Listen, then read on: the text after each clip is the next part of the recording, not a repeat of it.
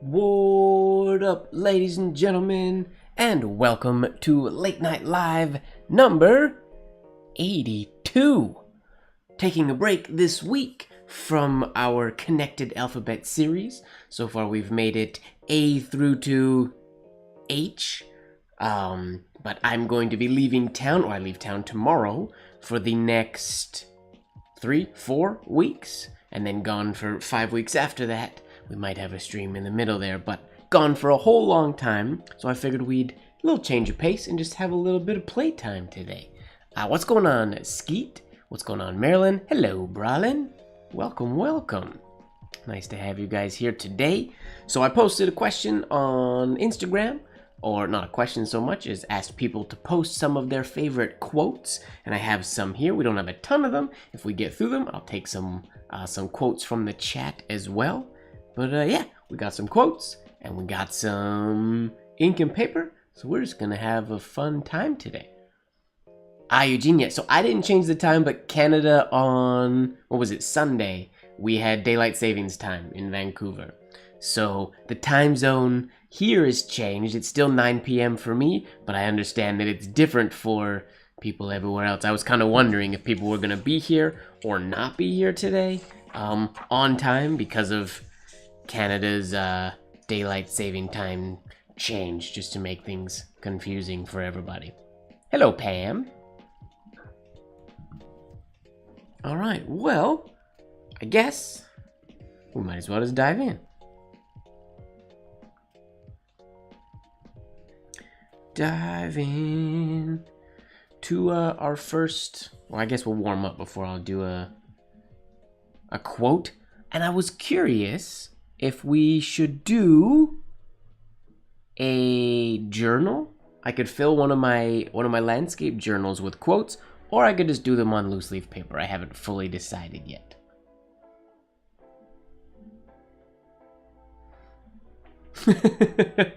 Capital letters is showing us how excited you are, Marilyn. Oh, I didn't put my ring on today. There we go.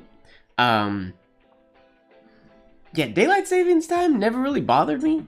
It doesn't bother me. I understand that it's weird for scheduling things, but my phone always does the change anyway, so, and sleep is not an issue for me, so it's never really been a big issue. I understand why people want to get rid of it, but I also understand why some people want to keep it, why it makes sense for some people. Either way, I'm kind of fine with it.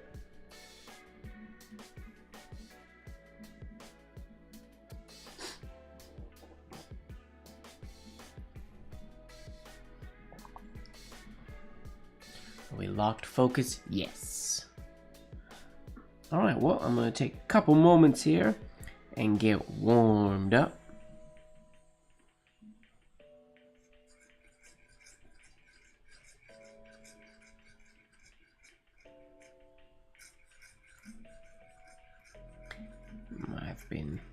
I've got pent up energy today because traveling tomorrow and I gotta pack and I still gotta do a whole bunch of stuff.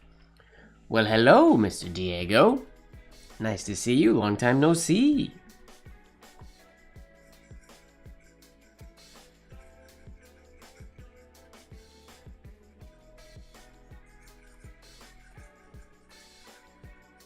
I guess I also should write some of the...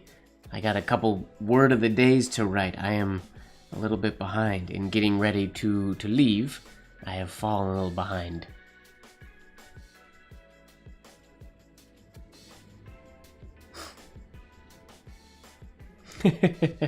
Sleep is important. I feel that, Diego.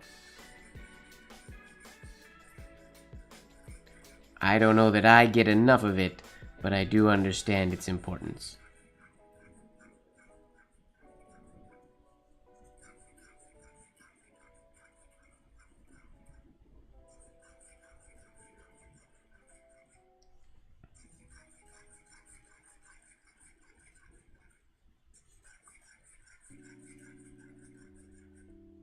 What do you guys think? Should I write on white or ivory paper today? What are your thoughts? Hello, Sally.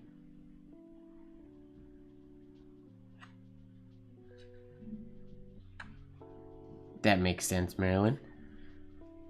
Yeah, it's chill travel. It's just, I think it's a hour-long flight to where I'm going, just to Alberta, the next province over to the east.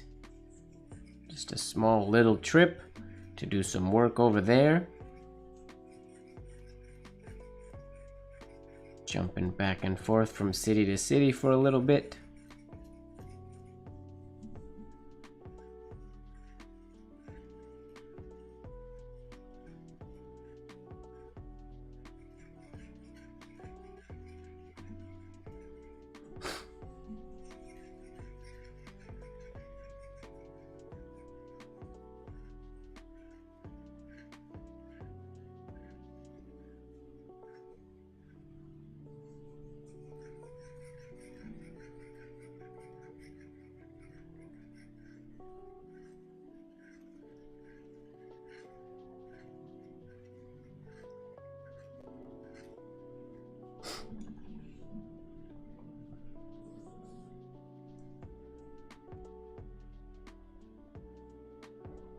No, domestic I don't need a test right before my flight for a domestic travel. I don't need any tests for tomorrow for this flight.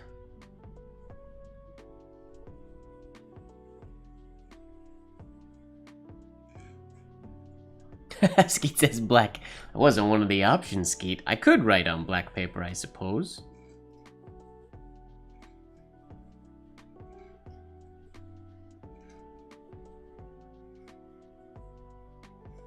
I guess I haven't written on black in a while.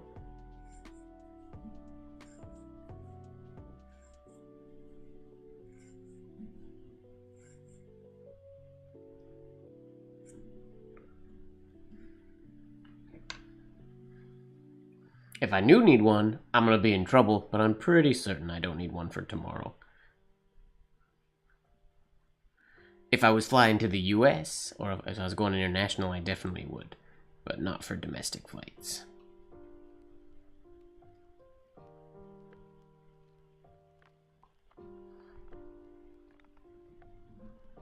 Well, here, are we gonna write on black paper today? Is that what we're gonna do? It's ivory or black by the sounds of things. But now that you mention black paper, I haven't written with black paper on a stream in quite a while, so I think we're gonna do that. Just cuz. Let's do it. Take me a few minutes to set up, because I gotta get my white ink all mixed up and good to go. White ink here. Give that a couple swirls just to loosen up the magnet inside. Yes, black! Everybody likes the black ink. I don't use it all that often, and maybe I should. Alright. Let me move this cable. I was being clever with my cable routing the other day, but I feel like what I did was silly. There we go. It's in a better spot. There is a furniture repair person coming to my apartment tomorrow morning. I leave tomorrow. They're stopping by tomorrow morning to pick up my desk.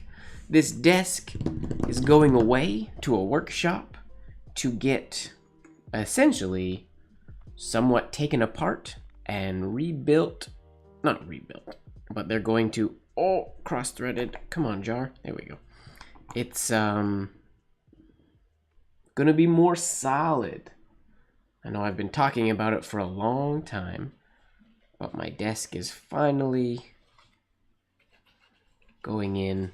It's gonna cost me a bit of money, but that's okay. Get a little solid so it's not quite so wobbly. My desk, Wobbly Joe. Well, hopefully it won't be quite as wobbly after I get back from this next trip. So the repair people will keep it for the entirety of my trip, and I'll get them to deliver it back to me as soon as I get home. All right, here we go. I'm gonna do this so you guys can see it actually. Just for fun. Fingers crossed I don't spill ink today. That would be rather annoying. We're going to get this started. Swirl. Where's the swirl? There it is. Yeah.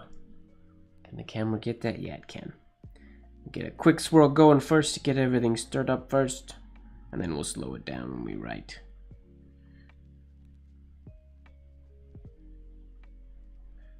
Just to hydrate all the stuff that's in the jar.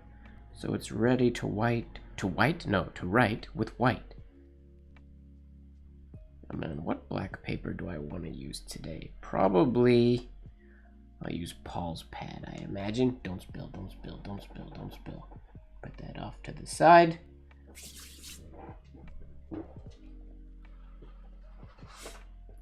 Grab some papier.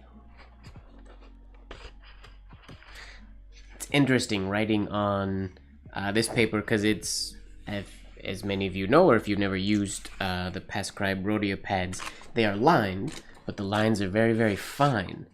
And with the way that my lights are set up, I mean, the lines are designed so that from some angles, they essentially disappear. And so I kind of find out when we do blacklight, when I use the gray, or when I'm filming videos, like Sixling and Sundays or things like that, when I use the black paper, the way my lights are set up, my writing angle, the lines are completely invisible to me. If I get right over top of it, but obviously you guys can't see if I do that, I can see the lines. But when I go back here to where I sit when I write, I can't see the lines. So there are lines, they are just invisible to me. So if you see me writing on a floating baseline, you know why. I can see the lines at the bottom of the page, but definitely not the top of the page. They are invisible. Alright, now I haven't written with white ink in a while. So, let's have some fun. Put that over there. We'll grab this sheet as a blotter sheet. What up, George?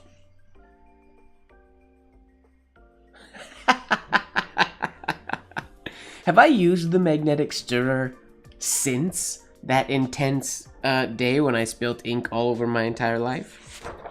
I hope that doesn't happen today. That would be tragic today.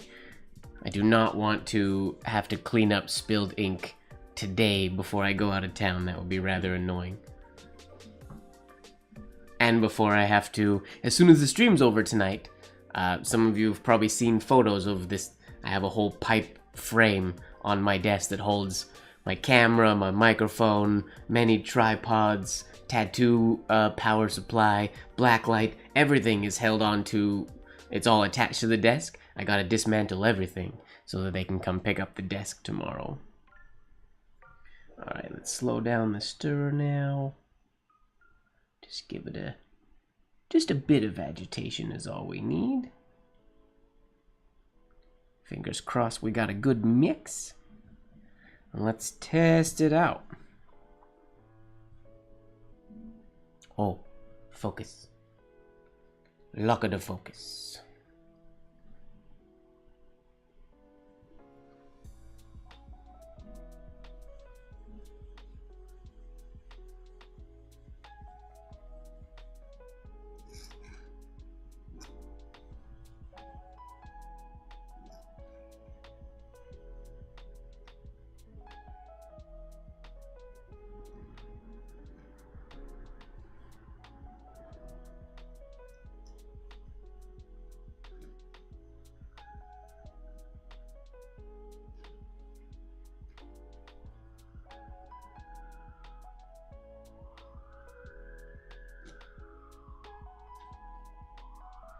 That works for me, I think. Let me get you guys in here a little bit closer, I guess. Oh, it's about as close as we can get today, so you guys can see what's going on.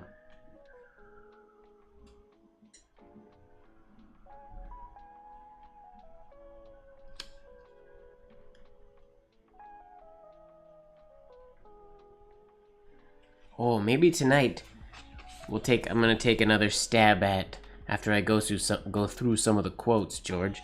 Maybe I'll take another snap or another stab at your haiku. See if I can write it with white ink, make it look a little bit nicer than on the last stream. Maybe.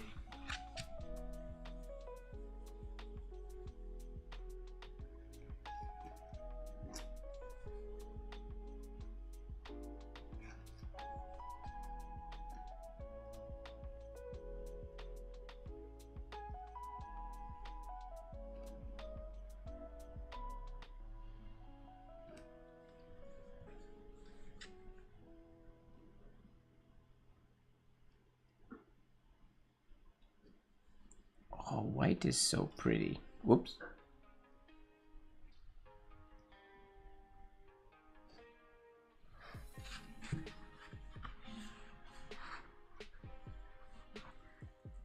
Atlanta's gonna be fun. I guess I gotta get around, I gotta book my flights and all that kind of stuff. One of these days. Get my travel plans figured out. I think I want to drive my car over the border and fly from maybe Seattle.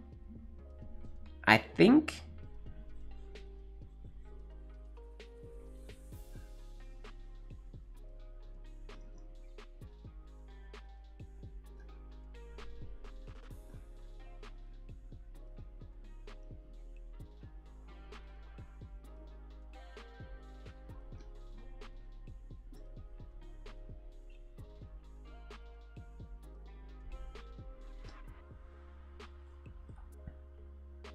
Because my car is still technically registered in California, because I haven't been able to drive it across the border because of COVID, and it has to sit across the border for 72 hours before I can properly export it from the US and import it into Canada.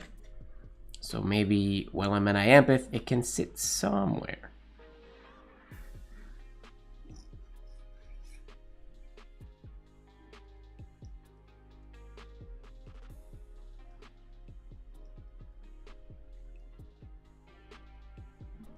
Can't see the baseline.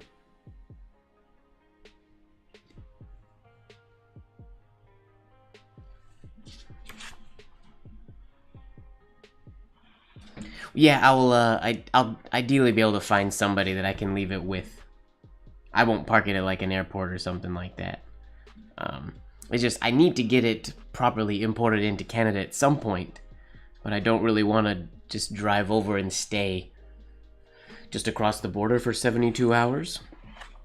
Stay at a hotel or whatever. So I feel like if I can drive it over, it could even stay at a mechanic's potentially, because I know they have to do some work to it before I can export it.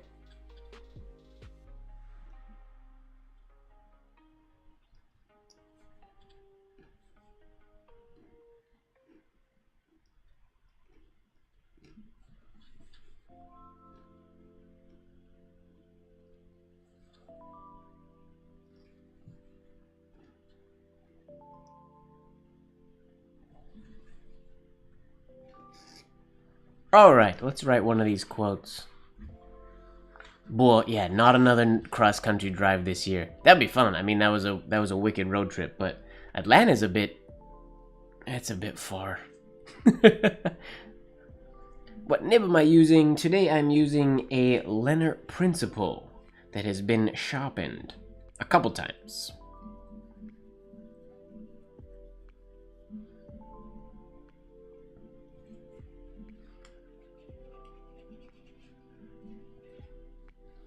Alright, let's dive into these quotes, shall we?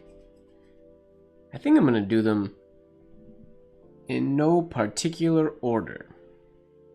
Just at random, because they're not currently in the order they came in, and I don't remember what side was which were first. I guess I could look.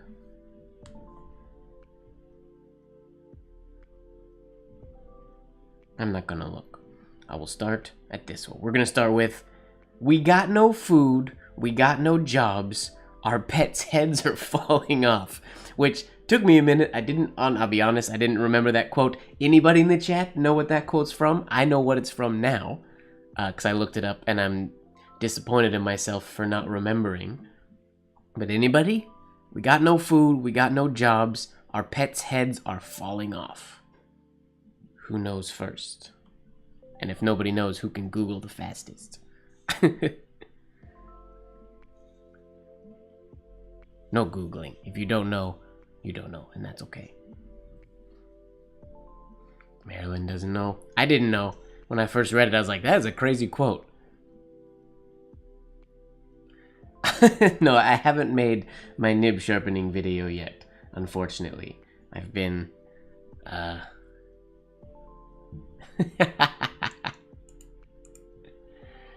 Yep. You are correct, George. And Z. You guys are both correct. Dumb and Dumber. Yep. I didn't remember. That was Lloyd Christmas. I did not know. I learned that today, Googling that quote. I knew his name was Lloyd, but I didn't know Lloyd's last name was Christmas. It was Lloyd Christmas from Dumb and Dumber. I mean, it's a good movie. All right, let's write this. We got no food.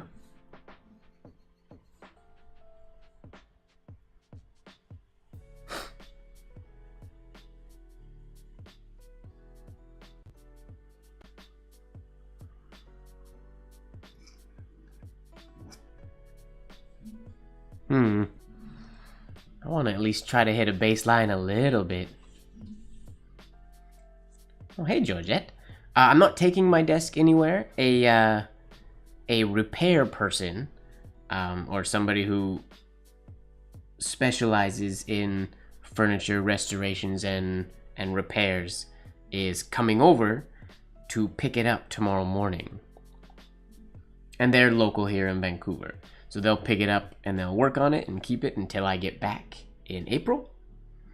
And they will deliver it back to me. Ideally, the day I get back, we'll see.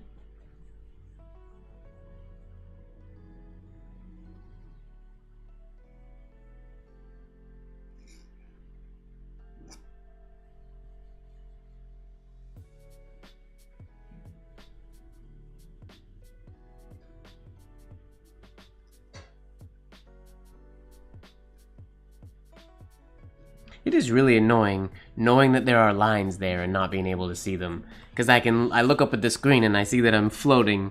Yeah, I'm about 1/8 of an inch or 2 millimeters above the baseline on the paper, which is rather annoying.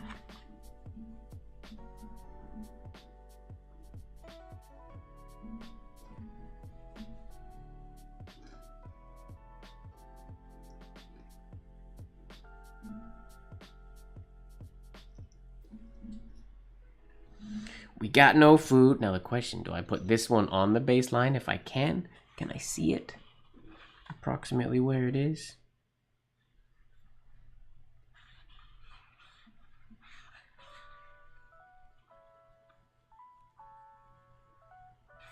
I'll keep this close together.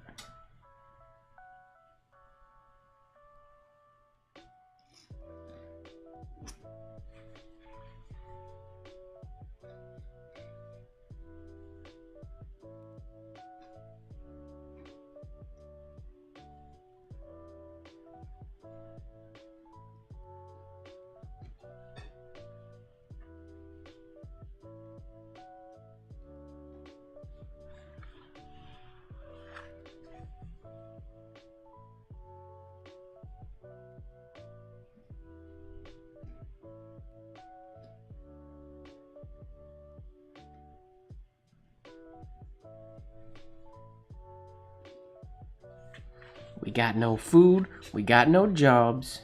Oh, wait. Comma. Comma.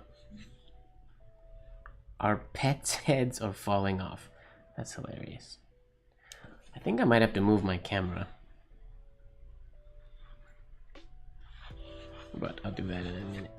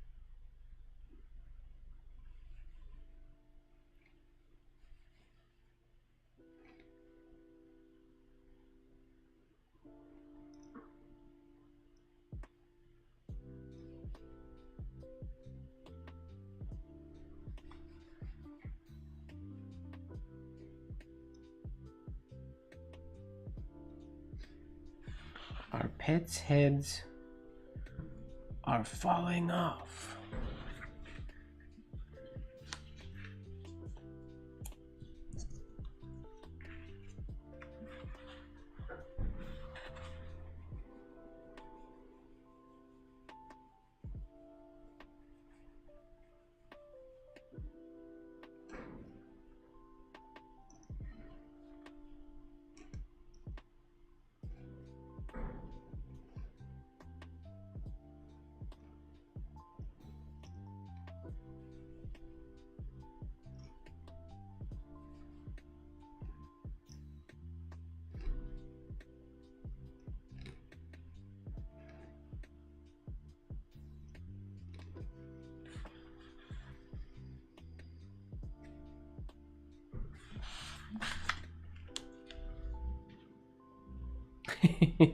They're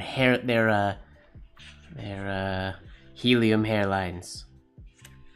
Maybe I have to zoom out a little bit so I'm not so close. I do think I gotta move my camera just a little bit though in a sec here. I'm gonna... Lloyd! We'll give him the credit for this one.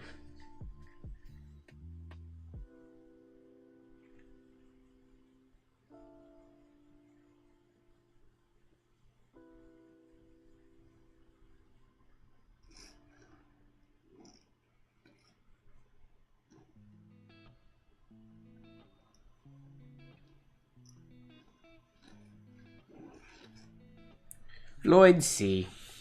That'll work. Fun. Alright, give me 2 seconds. I'm gonna move my camera here a little bit so I can write in a slightly more comfortable place and have it be in frame.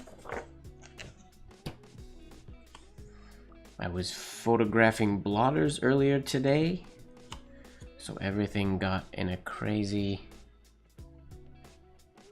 Nothing's where I want it to be.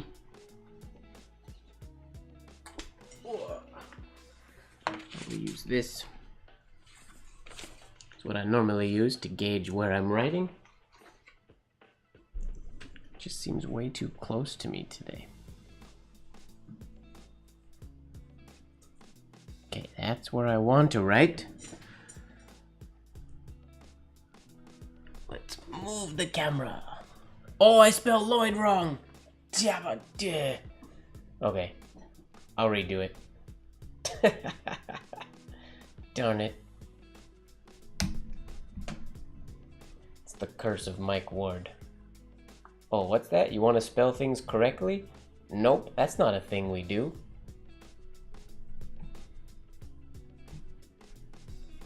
Come on, camera. Sorry about this, everybody. Take a couple minutes or a couple seconds to get this lined up where I want it.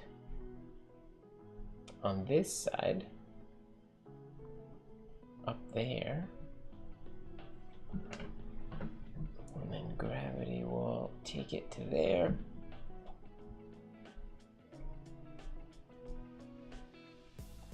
That should be better. Fix the focus. That should be good. Oh, and I spelt Lloyd wrong. Well, maybe that's the only spelling mistake we'll make today. Hello, Mom. Welcome. Get the spelling mistakes out of the way early in this stream. So we're going to write that one again because we spelt Lloyd wrong. Darn it. Turned out not bad, though. Hello, Otis Winnie. Welcome, welcome. Tell you what, I'm not going to write that one again. I'll write it again later. I'm going to move on to the next quote. Now we got one from... Do I have any ones from anybody who's in here right now? No. Jumping in to say hi. That is appreciated, Otis Winnie.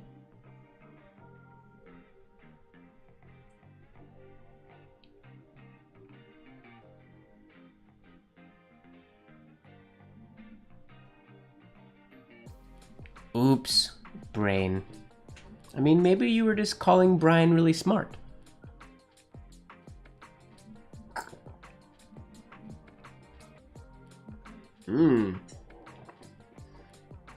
Enjoy your vacay, Ojaswinny. That's fun. We had UK Mike give us The Dude Abides, which is obviously The Big Lebowski. The Dude Abides. One line? Yeah, probably just one line. Nice and short.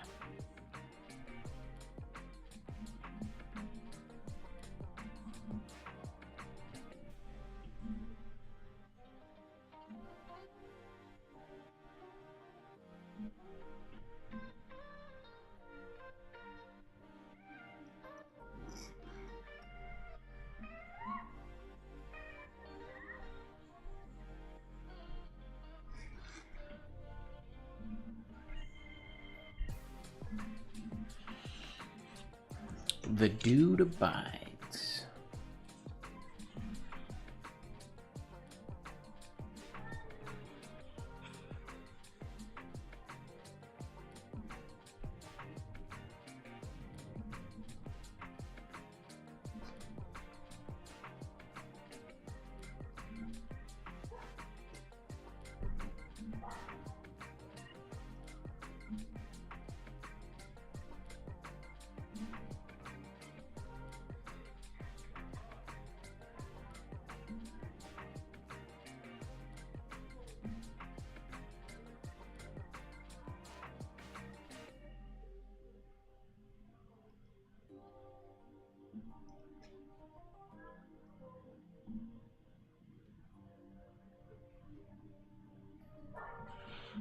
The Dude Abides.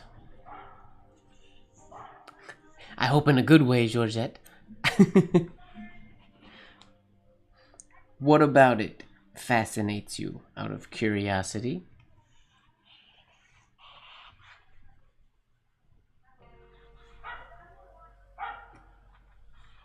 The Big Lebowski.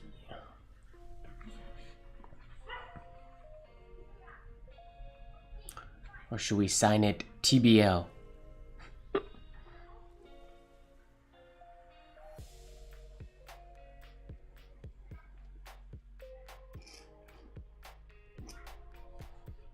Ah! Baselines. That's annoying.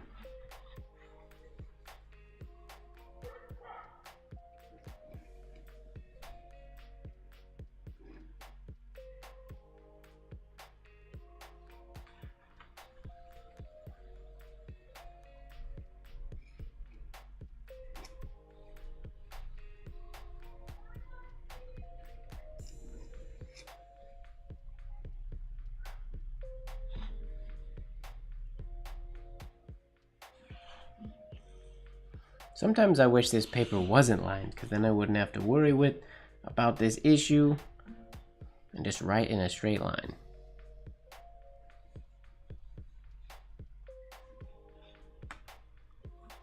Okay, now I'm 2 millimeters below that line.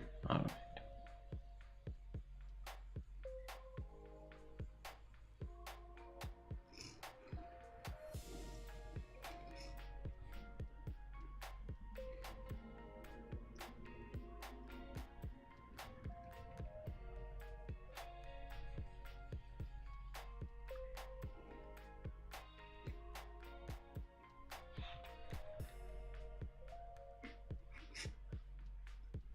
The Big Lebowski.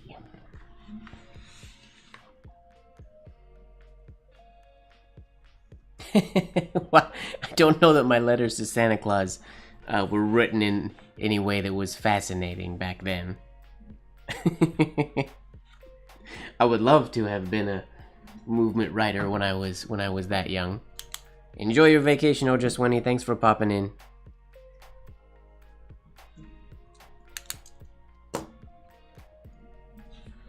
All right.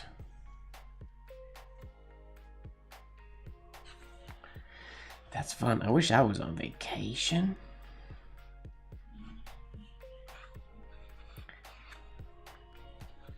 Let's go. Believe and You Are Halfway There. It's a nice one by Ekta. Submitted that one.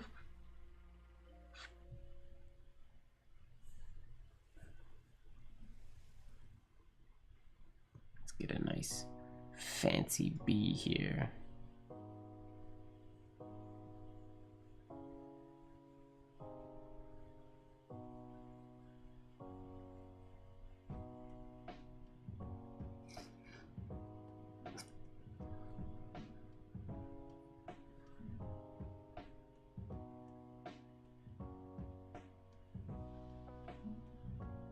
Where do I want this B to go?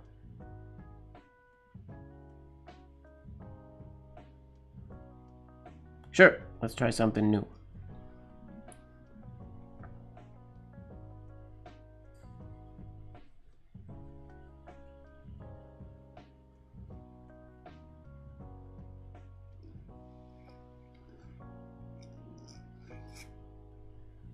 It's a snazzy one. Never done that little type of flourish before.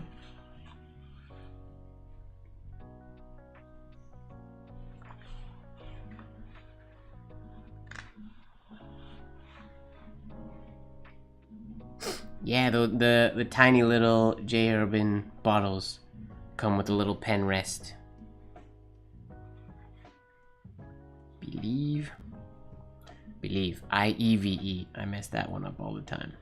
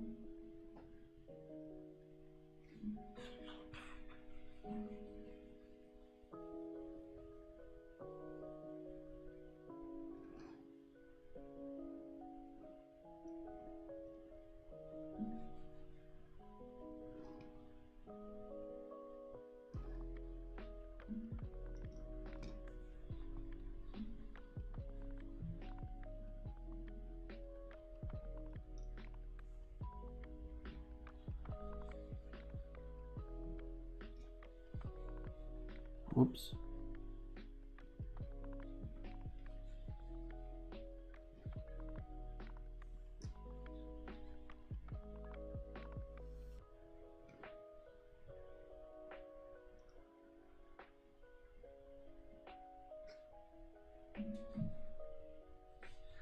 Believe, and you are halfway there.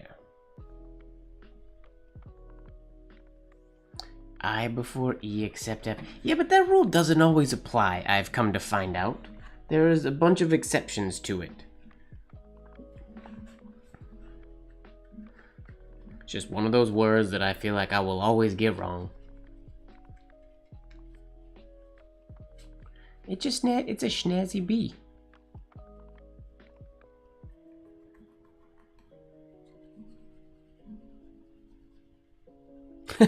Sorry about that, OZ fam. Yeah, there was only one F stream. I think I fixed it to properly read as an H stream now. After G, then last week I made it say F again for some reason, but I have since changed, at least I think I did, to be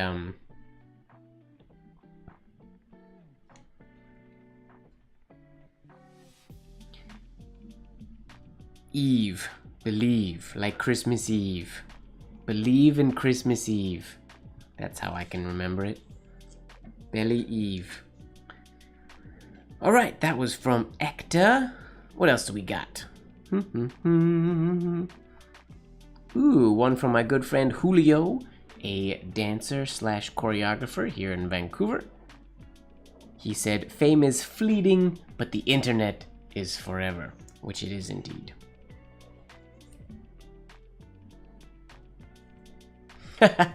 Phonetically spelled language would be great for me.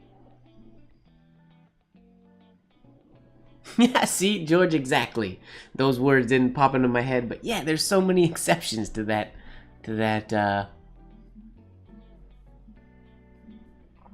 rule.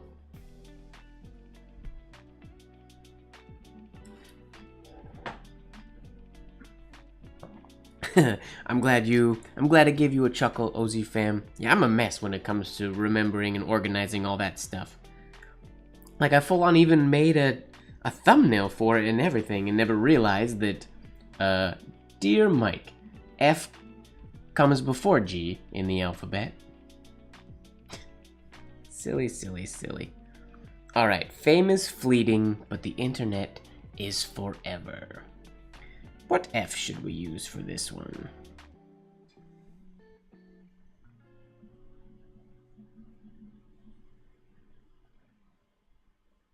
Yeah.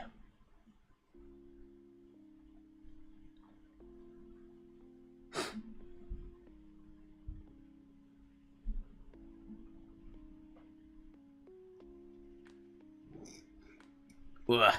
Rough shade. We're gonna try to do that shade again. I mean, yeah, that's totally why I do it. Just to keep you guys on your toes. Oh, I'm on the end of the page. We'll go to a new sheet of paper. I just do it to make sure you guys are paying attention, you know. Just like in the last word of the day that I posted, I spelt among, A-M-U-N-G, instead of O-N-G. Blah.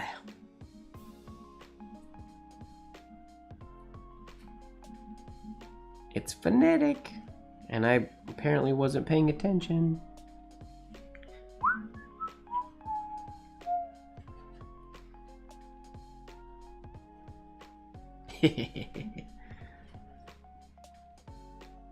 Okay. Let's get a nice F to start this one off.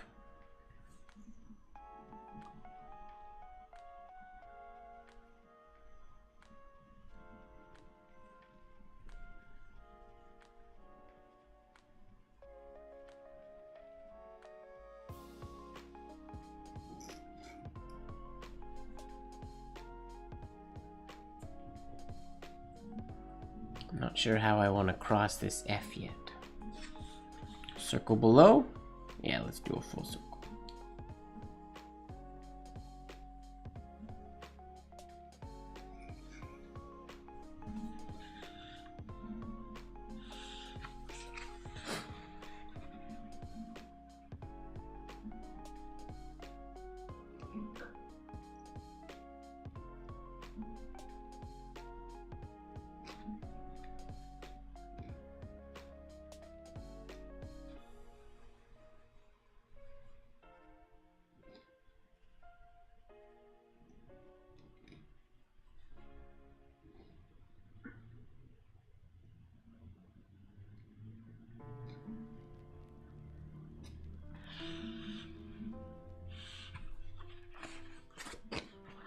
Oh, these pages are so long.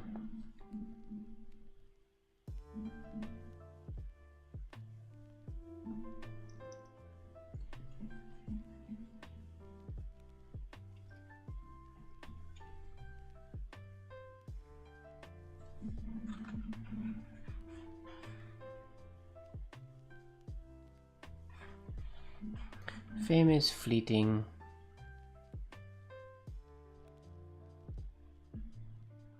Oh, the lives definitely get posted as they are, warts and all. Wards and warts. Yeah, these videos, there's no post-processing on these videos, period. They don't get touched by me, other than I edit the thumbnail. That's it, but I edit the thumbnail before we do the video. Because the thumbnails aren't really anything fancy.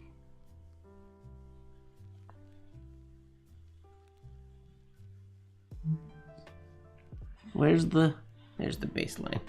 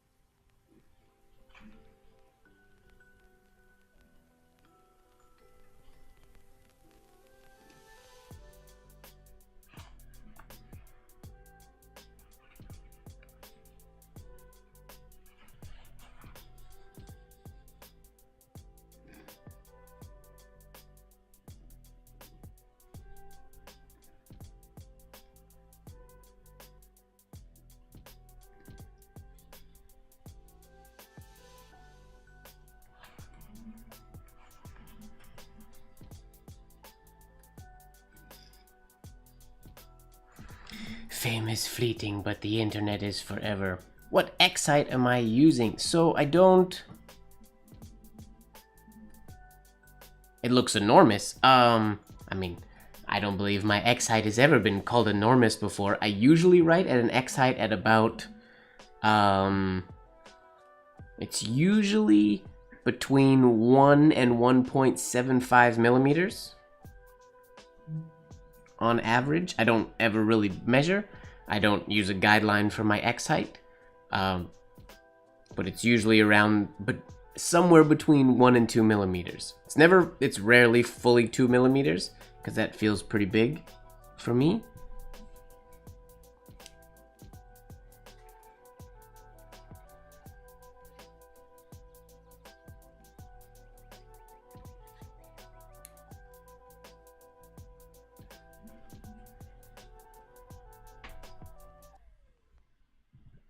I believe, yeah, past scribe is, I think, 6 millimeters, isn't it? Oh, that's only inches.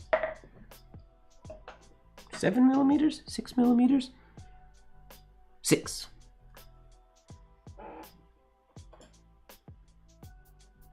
Oh, there we go. Sorry, Georgette. Yeah, 6 millimeters on the is the line spacing for this particular pad. And then yeah, my X height is usually around 1.5 millimeters in around there somewhere. What should we do next?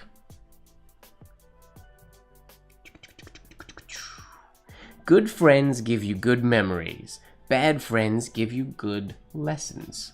I like that one. This isn't... I didn't ask for inspirational quotes, but that's what we're getting this week. Good friends give you good memories. Bad friends give you good lessons.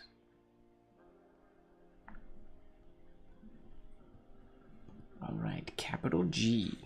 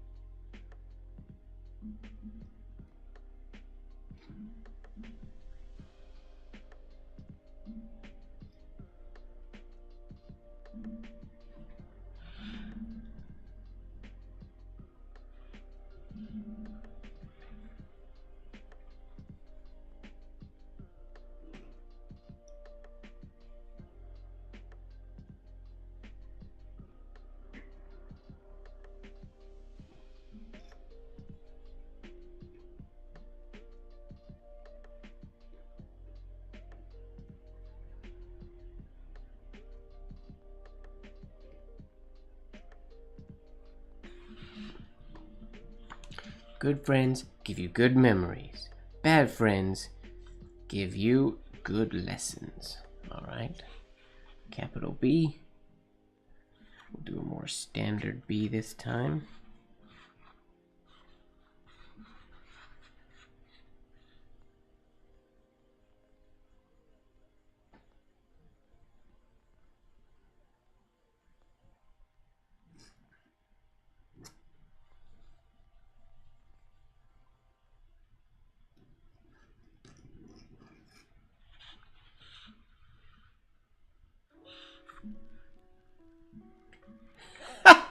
Drunk friends give you low Uber ratings.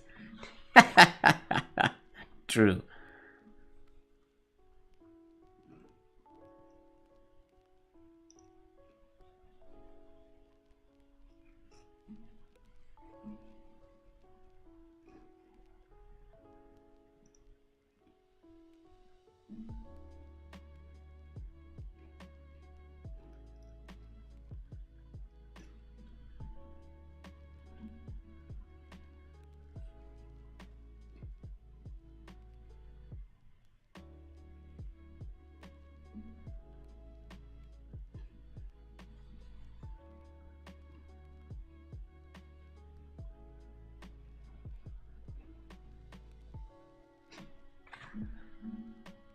few good lessons.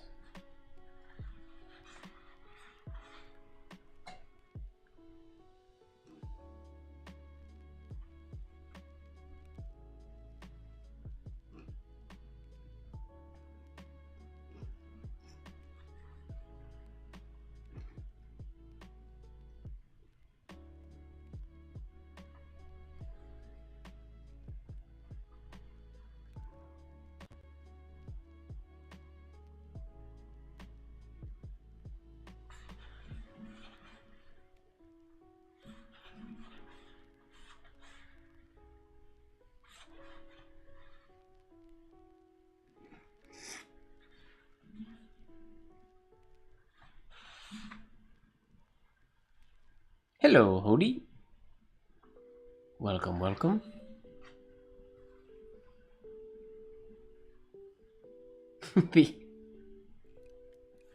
I feel like I need to put that in there.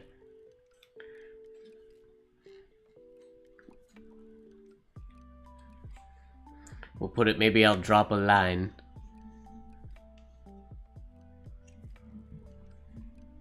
Newbies? Diego's not a newbie. He's a non-newbie who's just not here all the time.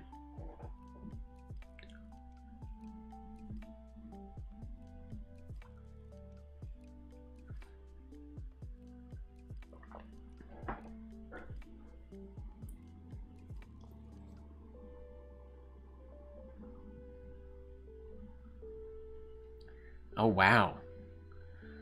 George's party life is in full swing.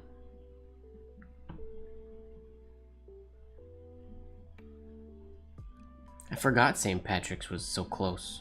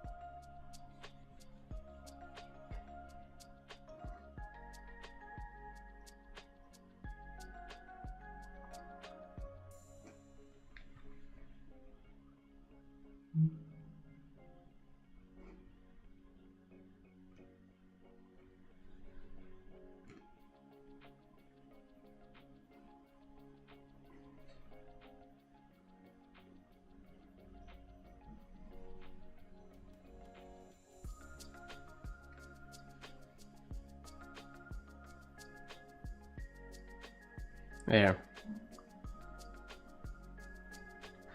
Drunk friends give you lower Uber ratings. Wow, Diego's going bananas with the quotes in the chat here. I haven't made one original statement. I like that too. Do you always use the same lowercase r? Lately? Yes. But in general, no. Up until relatively recently, definitely this year, I sort of made it a goal to use this R more, so I started using it all the time. And for a while, I wouldn't use it. The other one would come in, and then I'd think, oh, I should use this variation. But lately, this is the one that it feels more comfortable. I personally prefer the way it looks when I write it. But lately, pretty much always use this R. But in general, I flip-flop back and forth.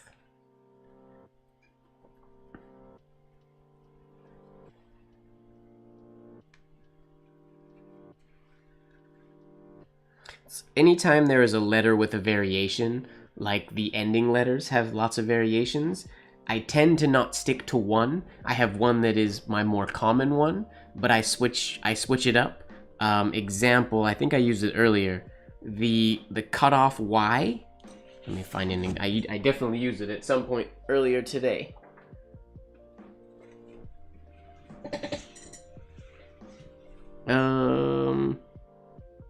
Yeah, this one. So it's similar to using this Y.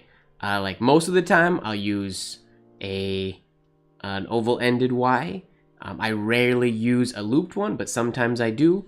And then when there's things in the way, or just randomly from time to time, this Y comes out, and there's no real rhyme or reason to when I use it. In this instance, it was because there was a flourish there, and I didn't want to go through it.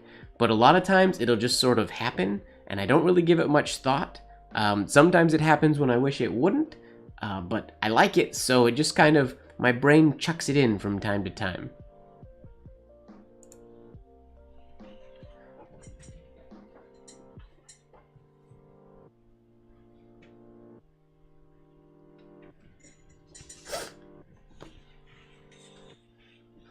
If I could find anything blacker than black, I'd use it. Like Vanta Black?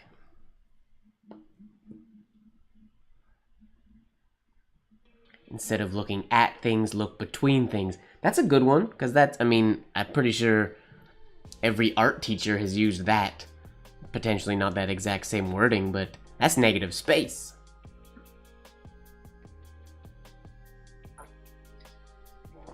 I often tell my TAP students, similar idea with negative space, but instead of listening to the music, you listen to where the music isn't.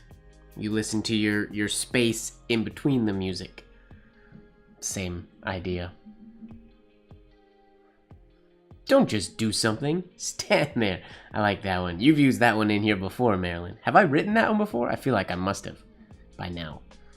And to answer your question, Mom, I will probably pack tomorrow. I've started packing very roughly earlier this afternoon, but I was doing laundry earlier today. So I will pack after the stream / tomorrow morning. I'll probably pack most of my stuff, I think.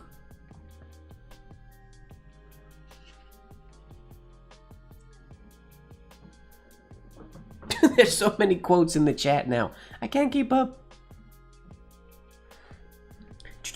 All right, what do we got here? I got more quotes from Instagram. People say nothing is impossible, but I do nothing every day. That's a Winnie the Pooh quote submitted by Fozzie, who's not here today. Where's Fozzie? Being a mom.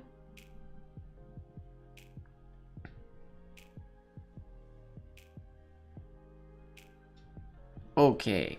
People say nothing is impossible.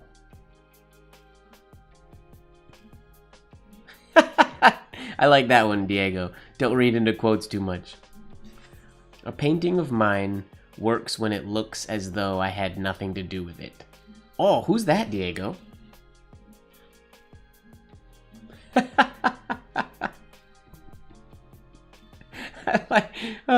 Just came in, quote bomb, and then peace out. That works. Thank you for the quotes, Diego. I will hopefully get to some of them. If not, I will just save them and write them at another time.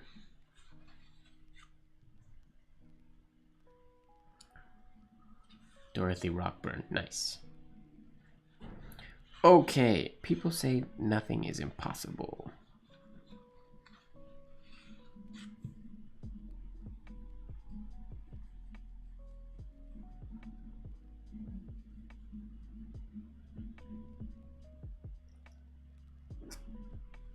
Very long stem there. Whoops.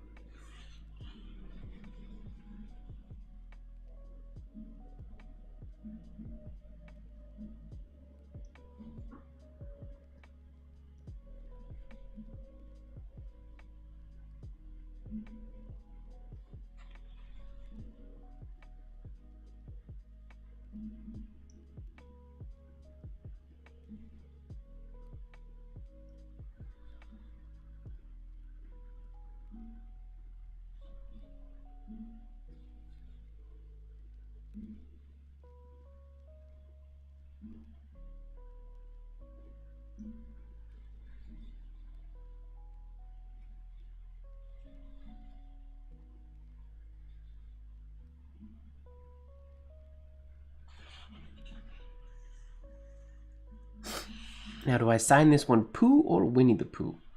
Maybe just Pooh.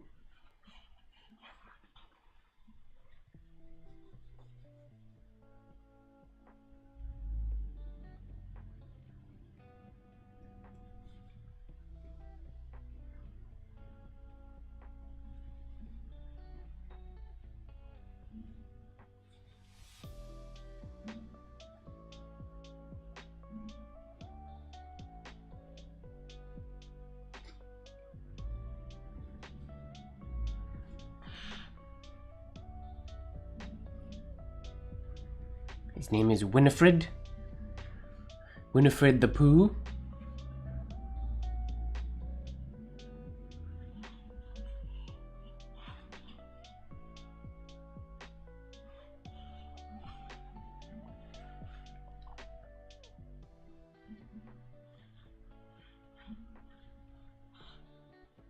Do I want this to be capitalized?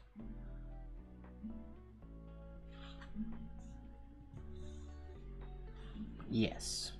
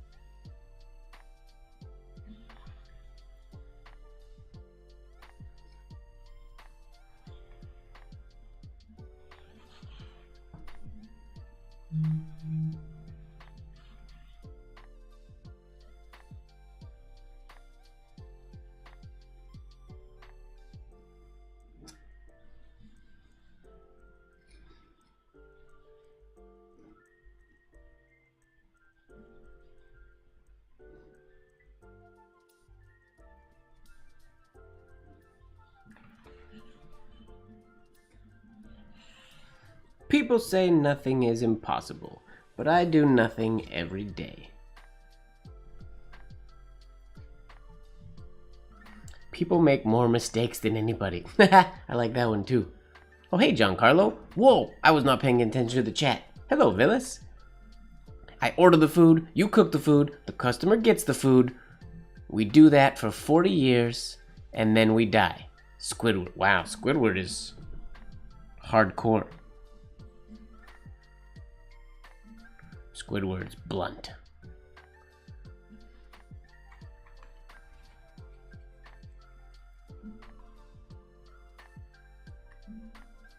I feel like there are a few Winnie the Pooh origin stories out there, I think. If memory serves. At least I've heard a few different conflicting ones over the years. I don't remember them specifically. Alright, let's grab a new sheet of paper here. Unless, maybe I'll do a quick one on the bottom. Do we have a short one? Exami? Exasami? Examel? That's an L. X-A-S-A-M-L. Examel. Says, never say die. And I'm gonna say that's, I don't know if he's quoting the Goonies, because the Goonies quote is, Goonies never say die. But, we're gonna say never say die. And I'll just assume he's quoting the Goonies. Is my stir still going? Yeah, it is. Okay, good. Never say die. As you wish. Ooh. Princess Bride.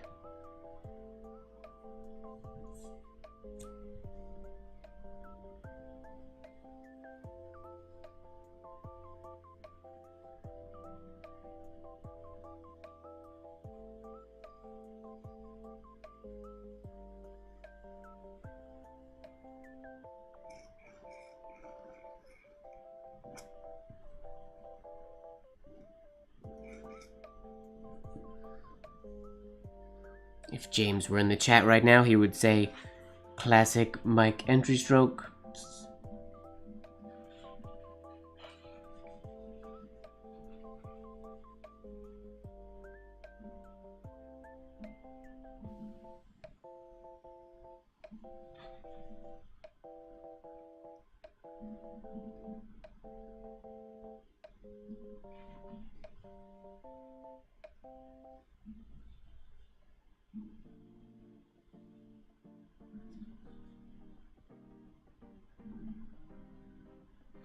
Never say die. We're going to assume this is a quote of the Goonies, because Goonies never say die.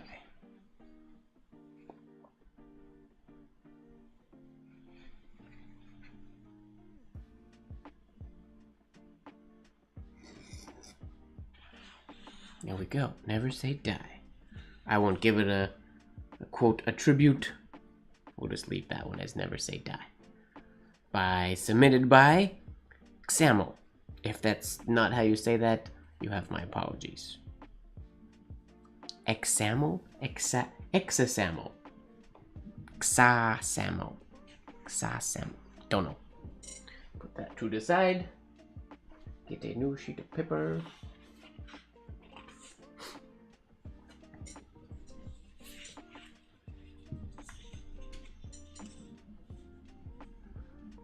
What else we got in here?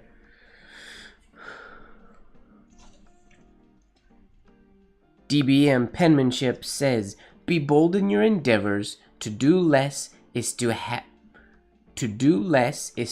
them lost to history. I like that. Them being your endeavors. Be bold in your endeavors. To do less is to have them lost to history. I like that. I don't believe I've heard that before.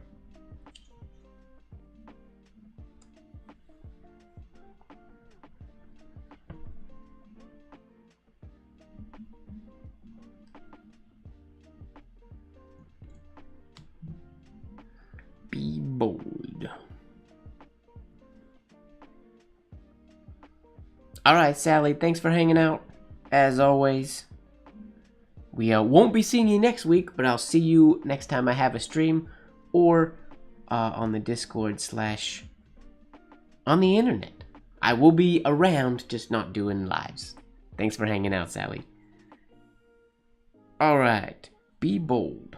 Be capital B.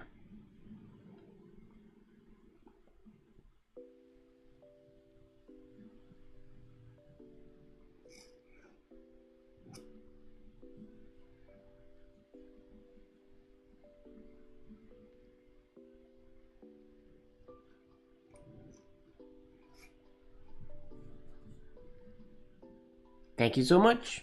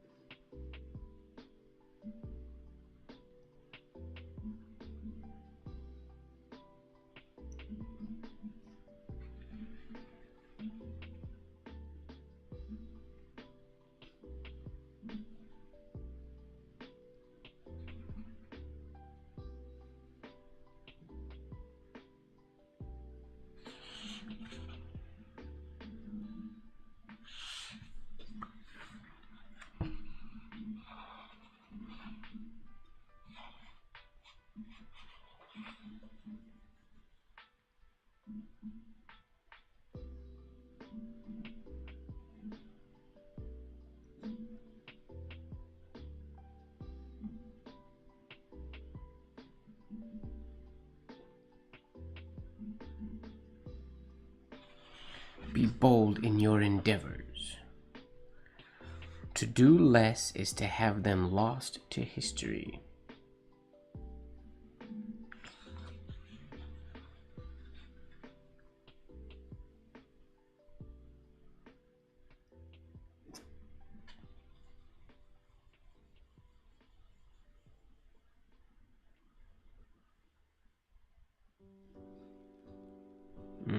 I made the stem too tall on that T.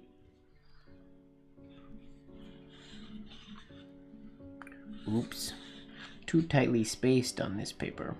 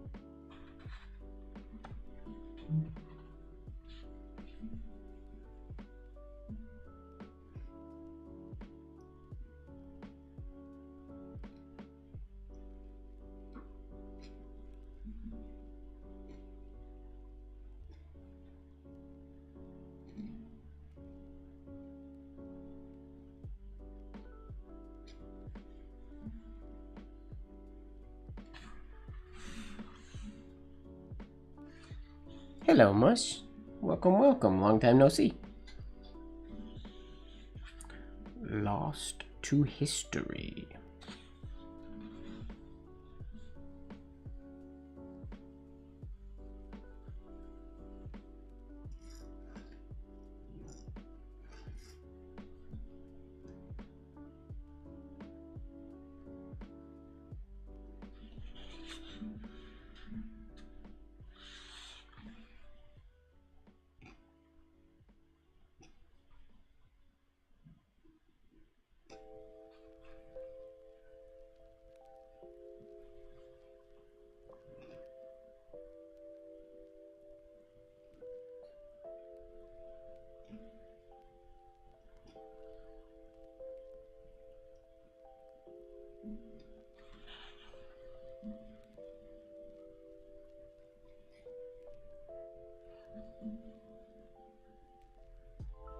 Oops.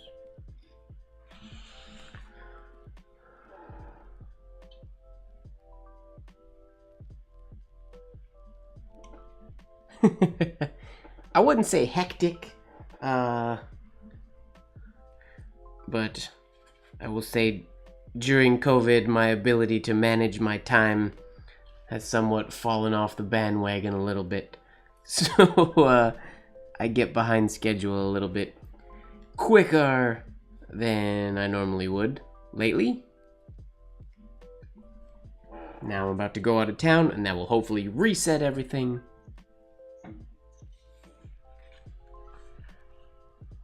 Skeet, I use, it's St. Petersburg Masterclass Gouache.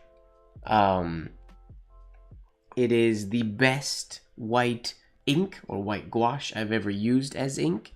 It's, yeah, by far my favorite. Second to, if you can't find it anywhere, then there is, then I would use Bleed Proof White. But this St. Petersburg's Masterclass Titanium White it's the best white I've ever used. I love it. Gives me a really nice hairline. It writes really smooth. It doesn't dry sticky like Bleed Proof White can tend to do sometimes. Oh, here we go. Callie Lavina says, "Whatever you are, be a good one." It's a quote from Mr. Abraham Lincoln. We will do that one. Oh, my old roommate is phoning me right now, but I can't answer the phone because I'm streaming. Uh-oh. Oh, you're out of here, Georgette. You rest well as well. Thank you very much for hanging out. Let's see here. Whatever you are, be a good one, Abraham Lincoln. Let's give this nice. We'll do a double looped entry to our W. Just because we can.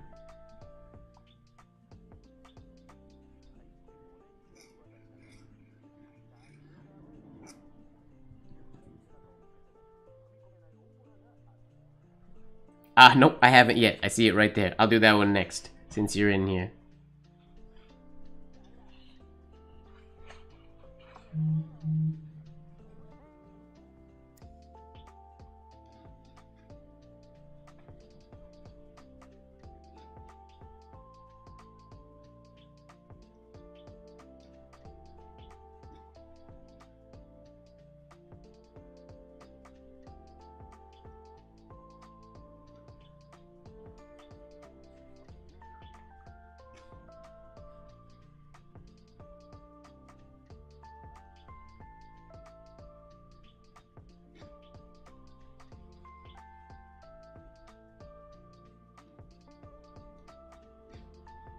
Whatever you are.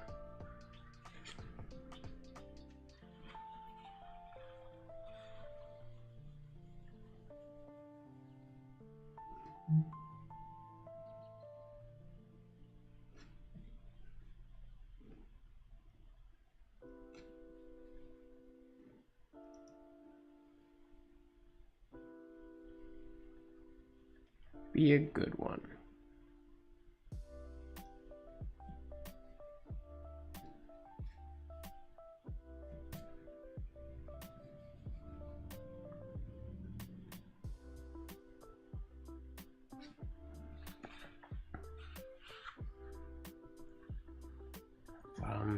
Abraham Lincoln.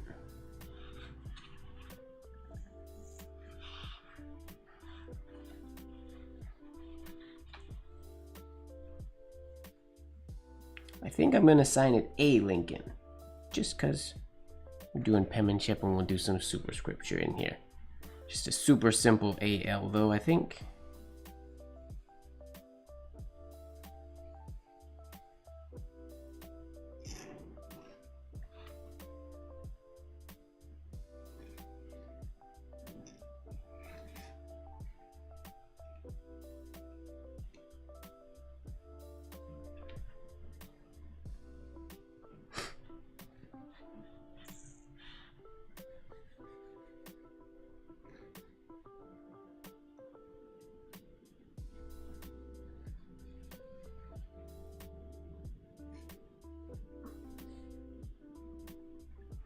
There we go.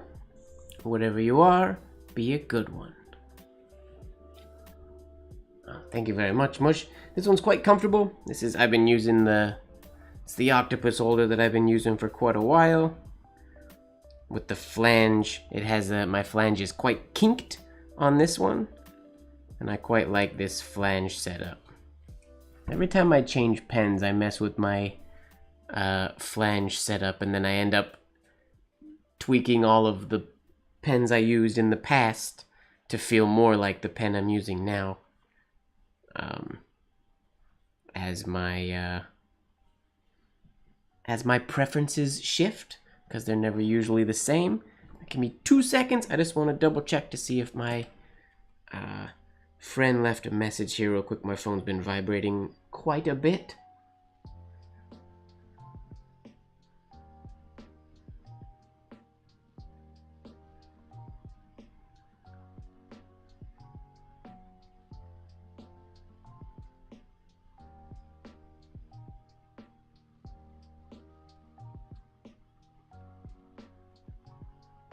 Just a sec.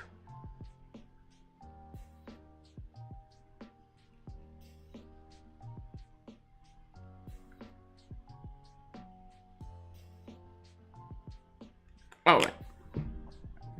Back to it. Now we'll do... Shit happens. I don't usually write bad words.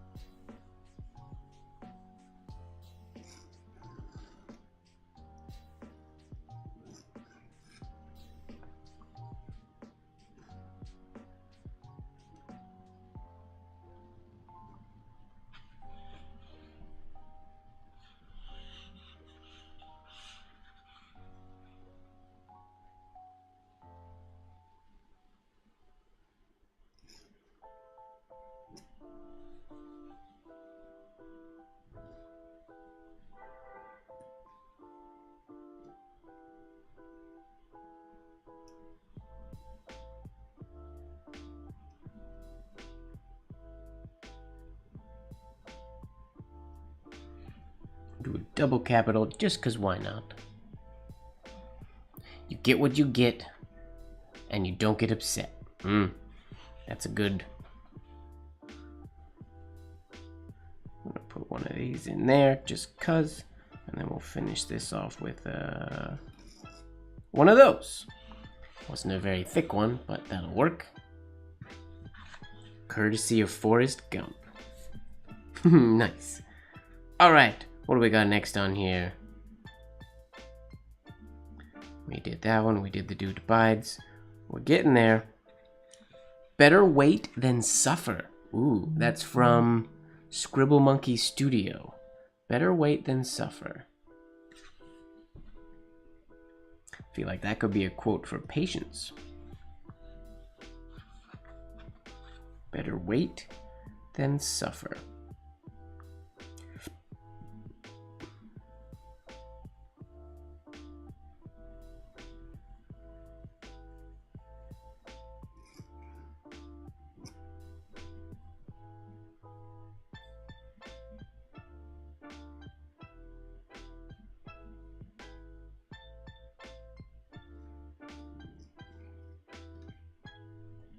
Little blows-er ending to the B there.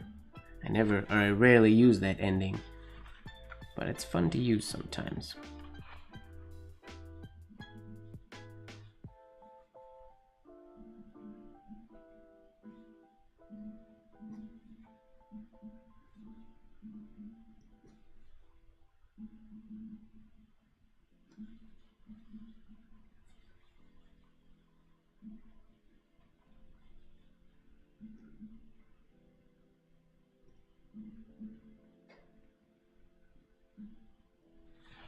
Better wait than suffer. Shift happens. That does as well.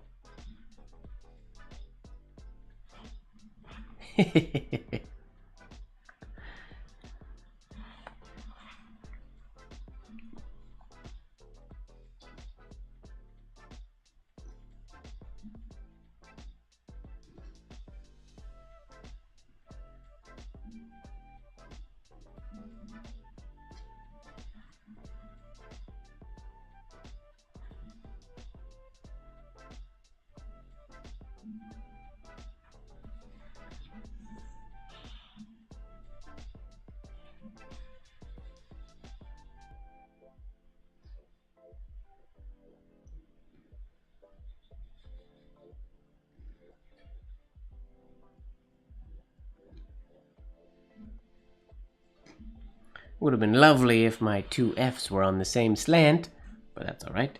Better late than suffer. Oh, I guess that's a... better wait than suffer. Is that like to replace better late than never? Better wait than suffer? Perhaps? I'll have to ask Scribble Monkey Studio when I see/talk to them on Instagram. Alright, I think we're getting close to... You will never find a more wretched hive of scum and villainy. We must be cautious. Words to live by. Can anybody in the chat? Who in here knows what that quote's from? Anybody? You will never find a more wretched hive of scum and villainy. We must be cautious. Any guesses? Or anybody know? I have a feeling like George might know this one.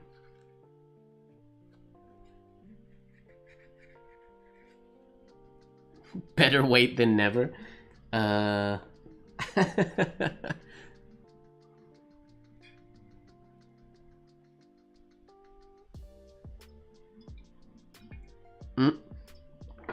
Hody doesn't know.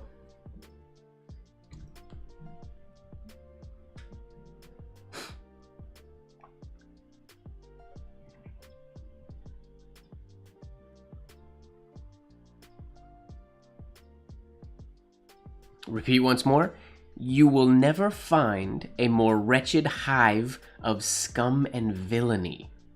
We must be cautious. Not the Grinch. Nope. Oh, I think I might have to write that one on another piece of paper because I need more space. Do we have...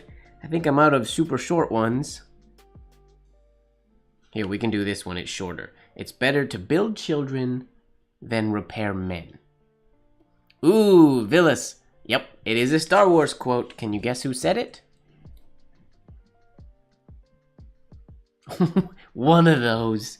It is Star Wars. Your first guess was correct.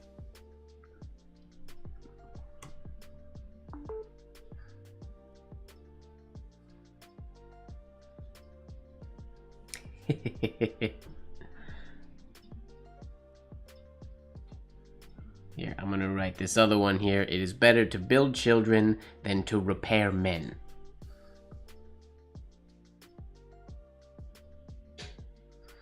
We'll write that one first. Let's get a loopy capital I think.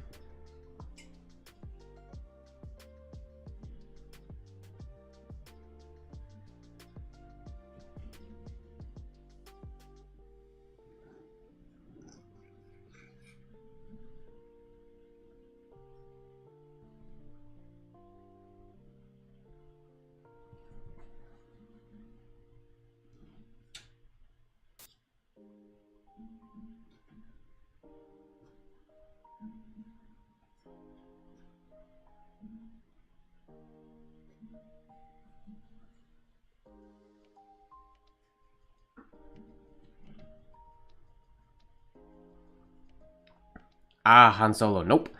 It is a Obi-Wan quote. He was talking about Mos Eisley.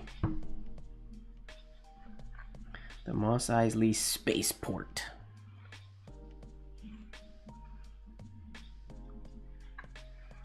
It is better to build children. Is that like, you go to Build-A-Bear and you build children?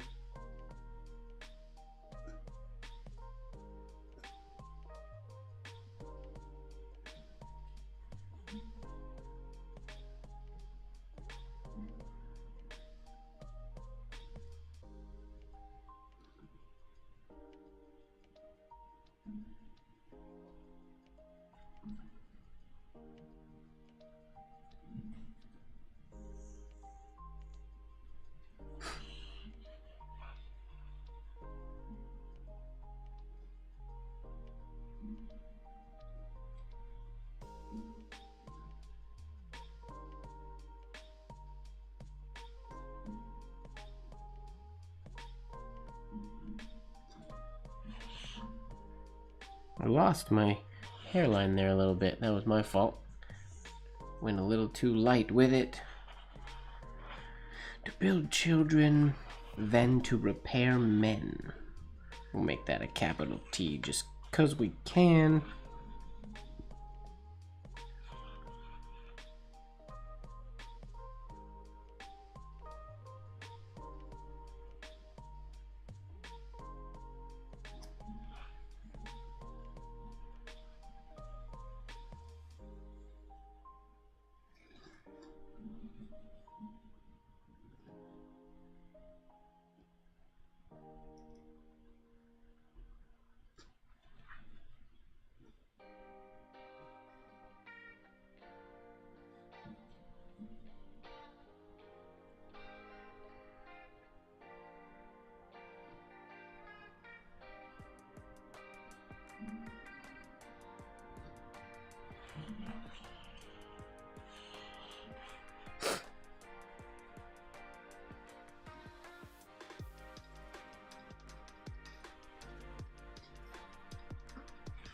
There we go.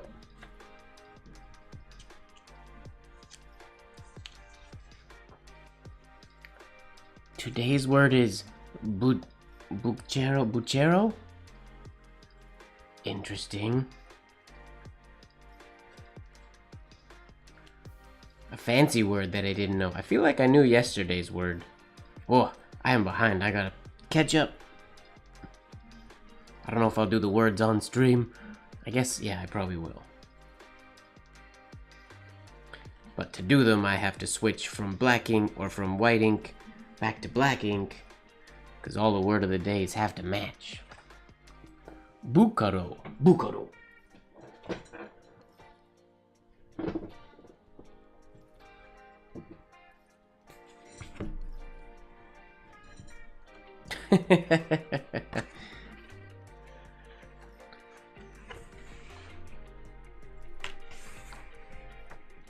Alright, Mom. Mutant Huggins. I don't know what that means, but good night. Thanks for hanging out.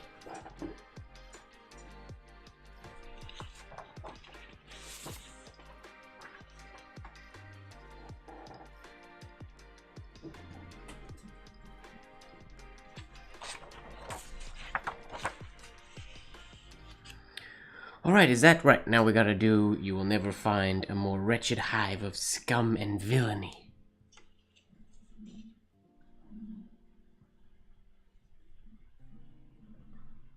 By Mr. Obi-Wan Kenobi.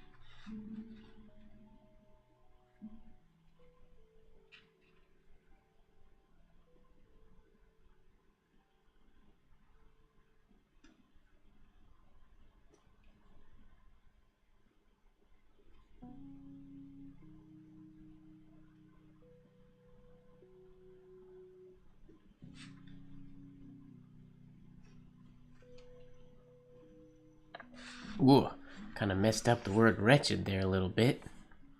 That's alright. Wretched hive of scum and villainy.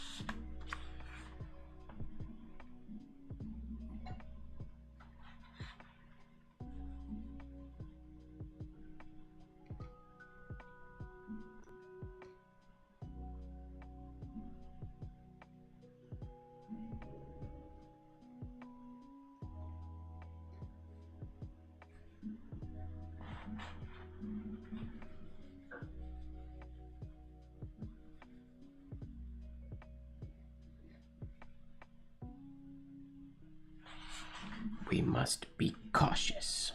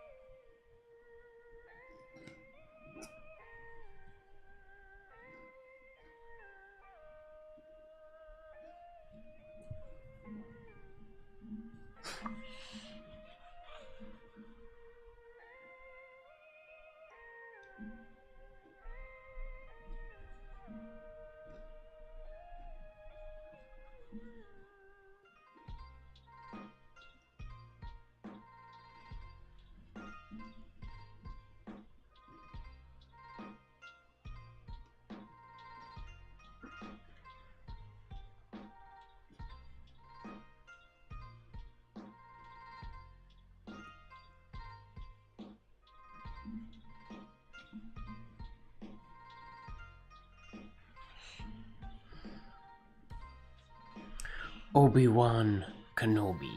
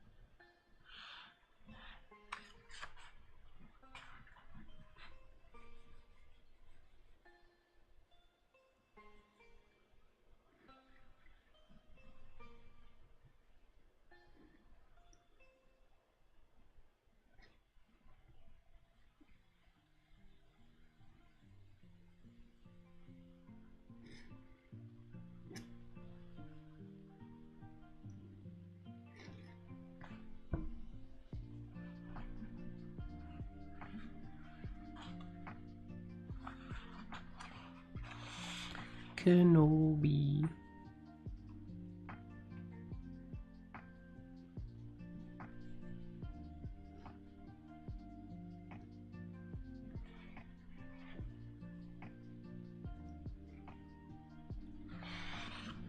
There we go. Star Wars quote. I think. Is that everybody? Fame is fleeting. People say nothing's impossible. It's better to build children. Whatever you do, be a good one. Good friends. Yep. Yep. Yep. Yep. Yep. Yep. Oh, one more. We have a French one. Le bonheur est une petite chose que l'on grignote assis par terre au soleil. Anybody know what that means? That was submitted by Atelier d'Alaska. My French pronunciation might have been horrible. but it means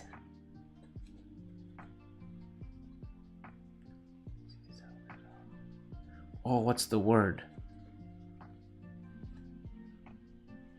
Happiness is that little thing you nibble while sitting in the sun, I believe, that might not be a verbatim word for word translation, but that's close.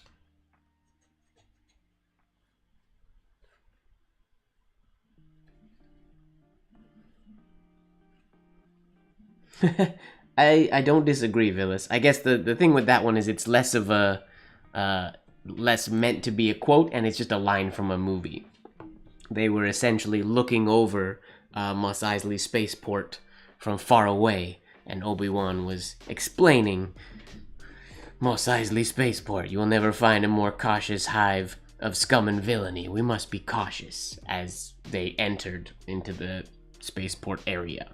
So it was less meant to be a quote and more just, he was just talking.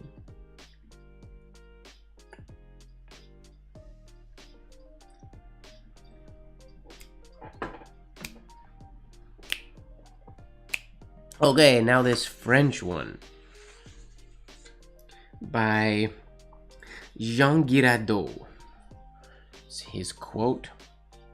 Happiness is a little something. Maybe it's just happiness is a little something that you nibble on while sitting in the sun. I'm gonna Google to make sure I got that right, because it's close, but I don't know if it's exactly right. Le bonheur.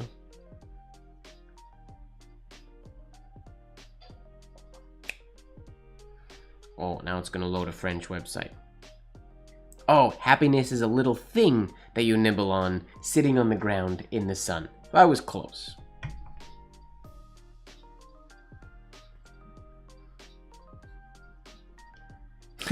Agreed, George. I agree wholeheartedly.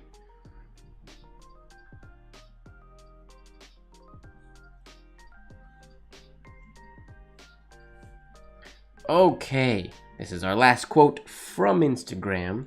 Then we'll start doing some of the ones from chat. I might do some of Diego's that he posted. Just scroll up forever ago to find them. But we'll do this French one first. Le bonheur. I don't believe I've ever written French. Spent Syrian in French before. I don't think anyways.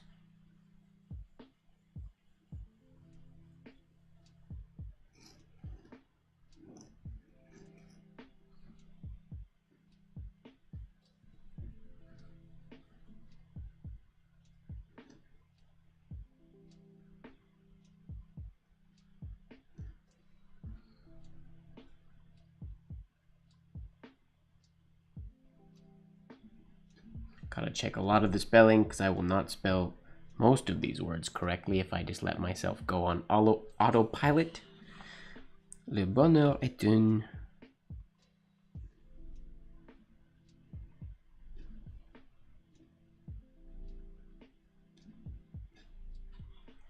petite chose, a little thing.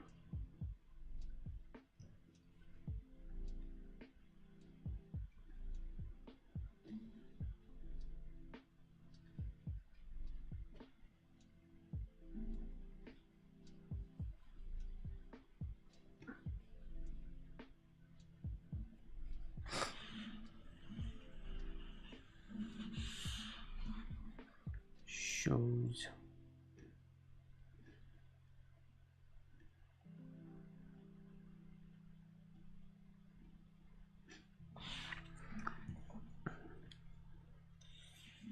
Que l'on grignote, that you nibble.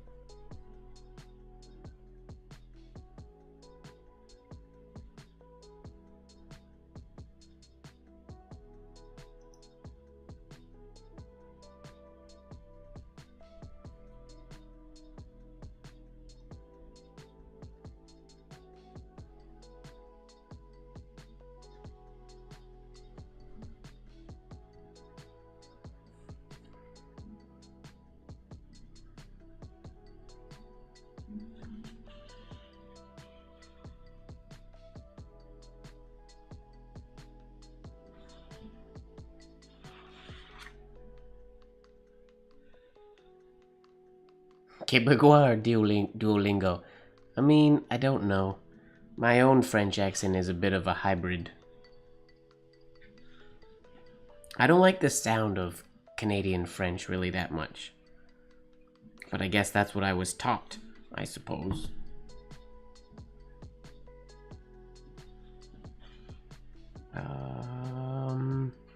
Assis par terre au soleil. Oh, we're just gonna do this in one.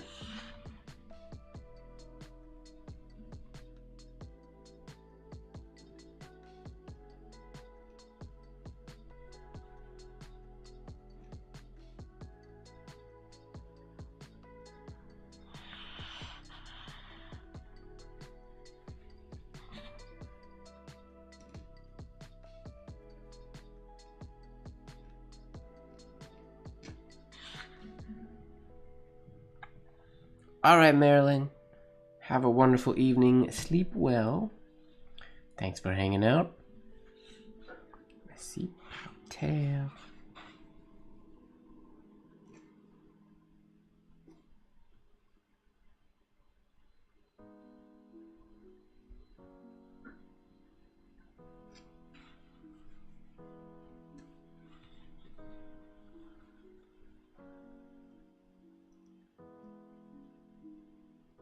In the sun, au soleil.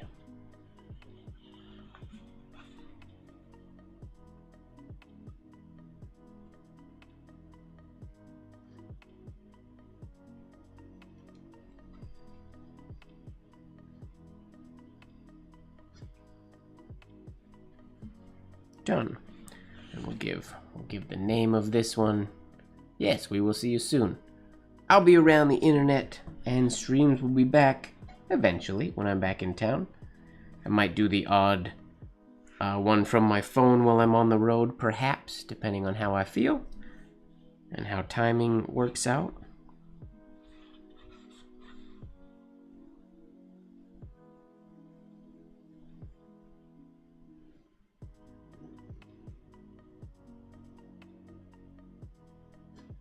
Jean Girardeau.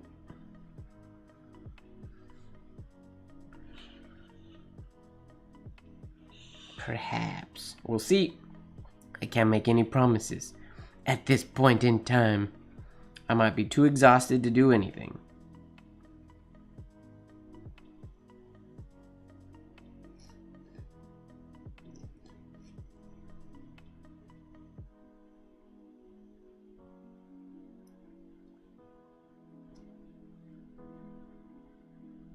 Oh, there's supposed to be a U in there.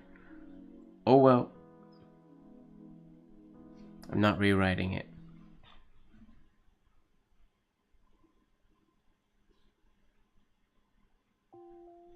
We're just doing that. I don't feel like writing it again. Not now anyways. Mistakes are just staying mistakes today. Always.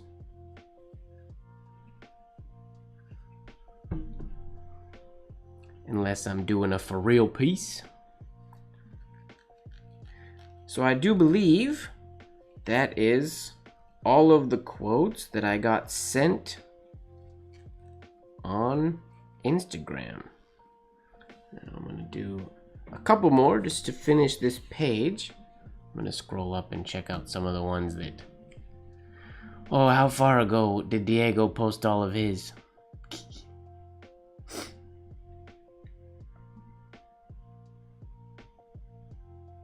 Instead of looking at things, look between things. I like that one. We're gonna do that.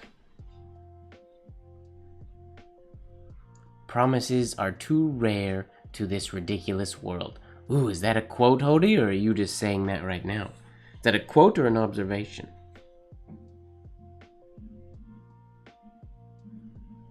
I already forgot the wording of the quote I just said I was gonna do.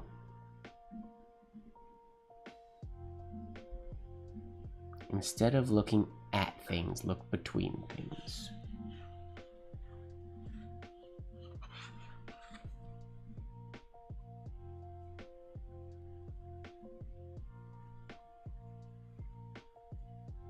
Wait, give myself a little more space. Not a quote, okay.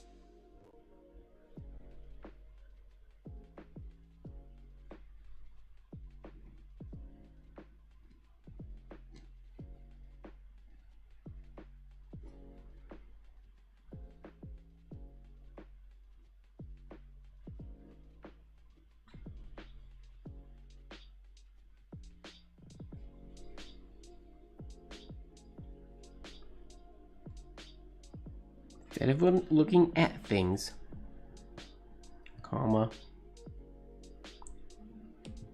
look between things. Should the L be capitalized? Probably. Doesn't give a ton of space with this paper's lines.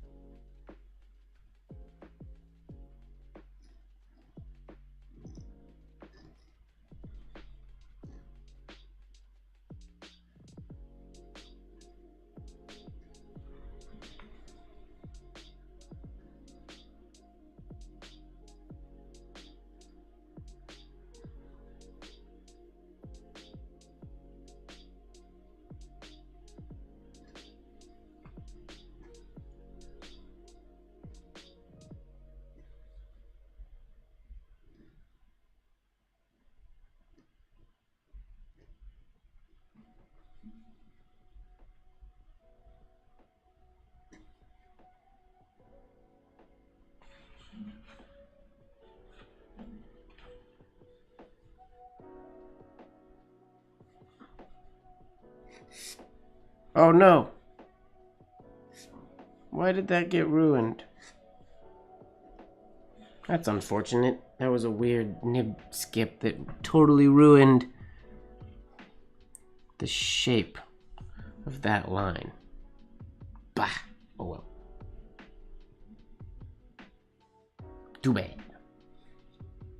Too bad.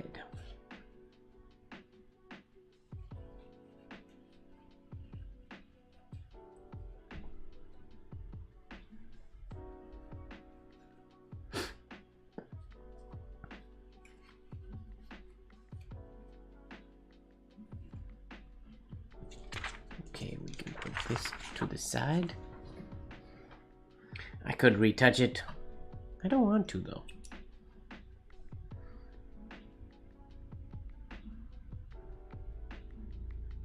Tip still looks okay.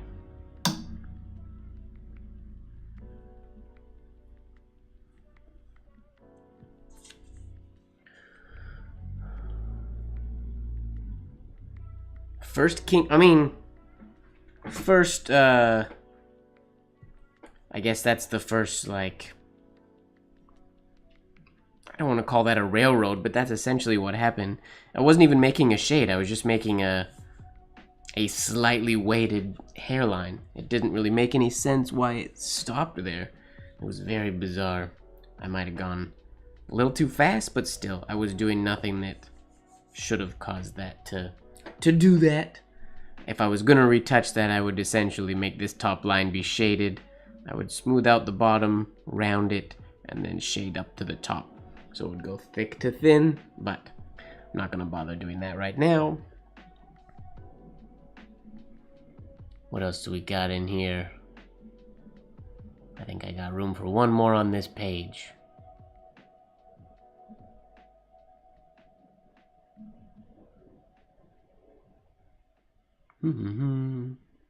I like that one. People make more mistakes than anybody. I do like that one quite a bit. It was. I mean, that's what I guess calligraphers call, or isn't that Titavilis, or however you call it? I guess he makes spelling mistakes. Titavilis. Is that how you pronounce it? The demon that makes you make spelling mistakes?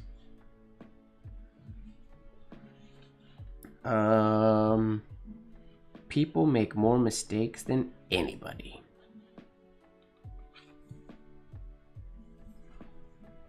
It's true.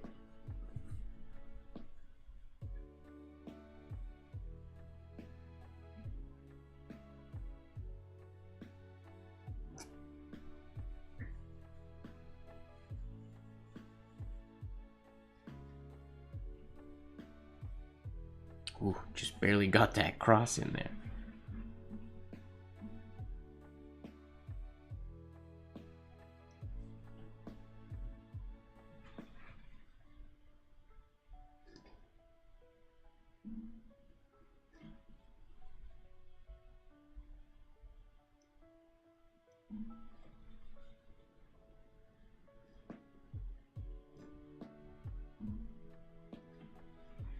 I feel like my hairlines aren't as good as they were before today for some reason.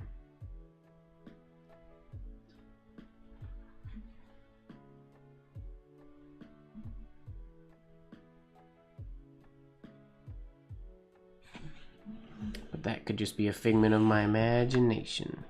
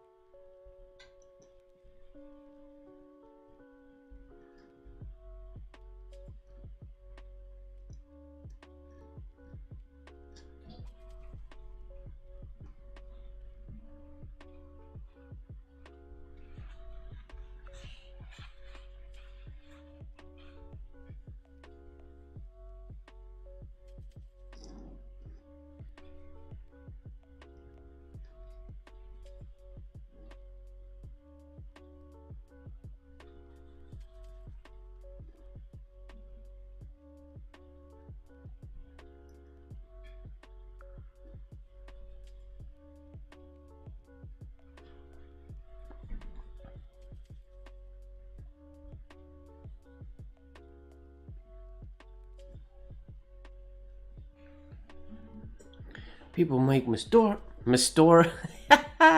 the second time I've said that. People make more mistakes than anybody. Alright.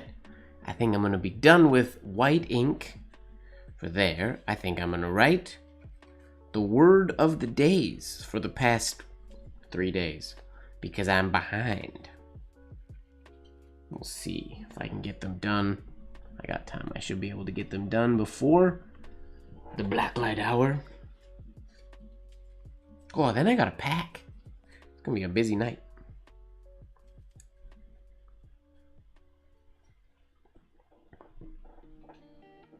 I'm all out of tea.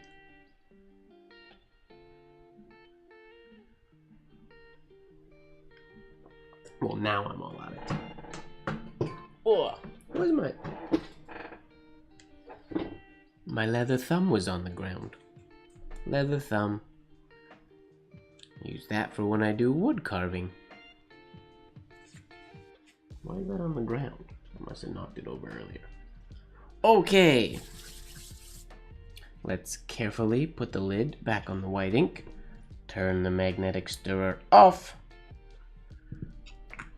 Cap the white ink so we don't spill it all over everything. Like last time. Put this piece of paper to the side to dry. Grab, oh, we don't need this. Put that over there with the other blotter pages. Oh, There, George. There's your... There was the best rendition of your haiku that we did. I still want to try to do that one again. But first, gotta do the word of the day.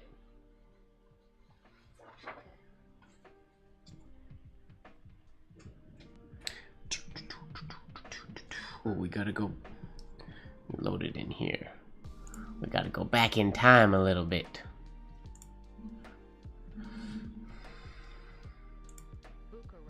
Bucaro. Bucaro. Okay, we gotta go back in time. Transcendental. I missed that one. I did Dooney Wazzles, so we do Transcendental. Jeez, that's 3 days ago already.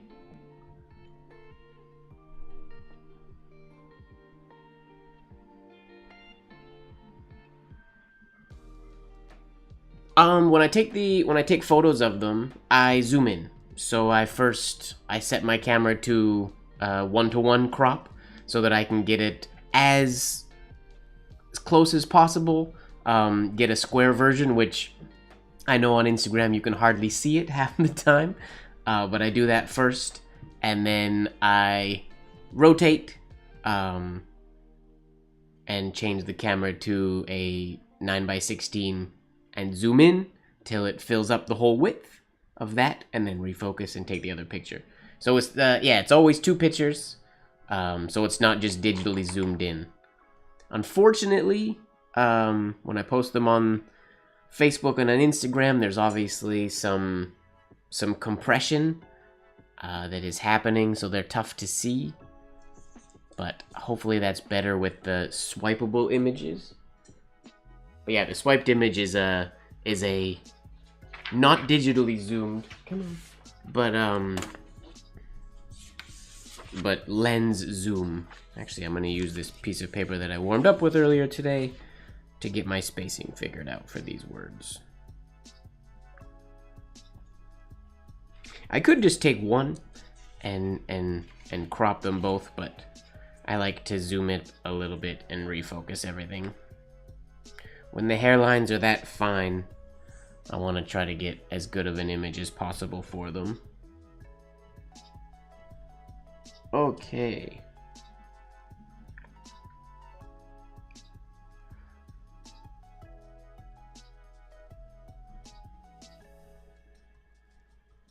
And it's interesting too, I find it funny that all the images are slightly different, like shades, because it's always the same paper. The camera settings are always the same lighting wise. Sometimes the exposure and whatnot changes ever so slightly. But it's always the same, so I don't understand why the white balance isn't always identical, unless that one setting on my camera isn't using one of my custom white balance settings, which it should, but Hey Gary, welcome. We're just transitioning from the quotes that people submitted on Instagram. We did those with white ink, and now we're transitioning back to black ink so that I can write the 3-word, I have to write 3 words of the day because I got behind schedule and I haven't done them yet. But it should be pretty relatively quick.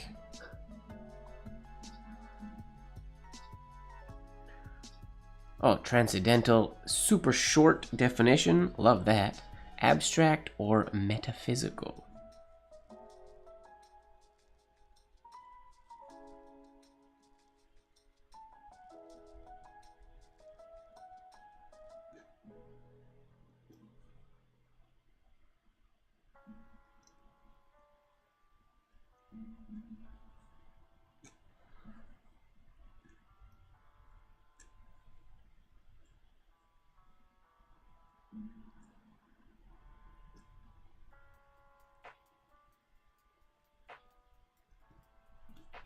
Make sure I spell this right.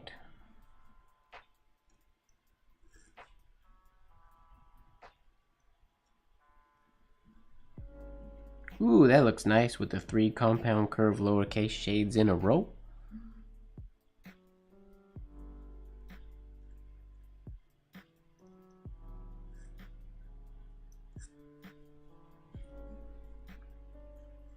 Okay, there's the definition for transcendental. Easy enough. I'm going to do all of my spacing ones right now to get them out of the way. Next we had, okay, yeah, Quagmire is a bit longer. I didn't actually know. Quagmire. Definition, a character from Family Guy. Sexually obsessed neighbor of the Griffin family. An area or... Oh, I knew that.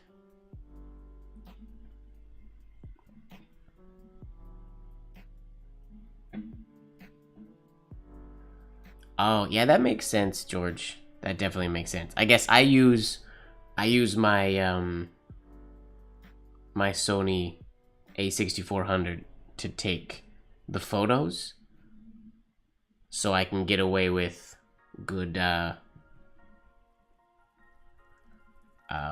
lens zoom into everything. Sometimes, like today, my camera is a little bit farther away than normal, so I don't know if I'll be able to zoom in all the way to get a full wide, which in that case, I'll either move the camera or cropping digitally is acceptable. Since it's going from a giant photo to an Instagram quality, it doesn't usually lose that much.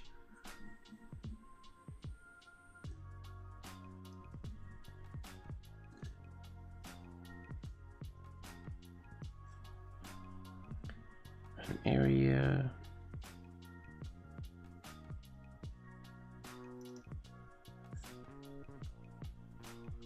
of Miri or boggy.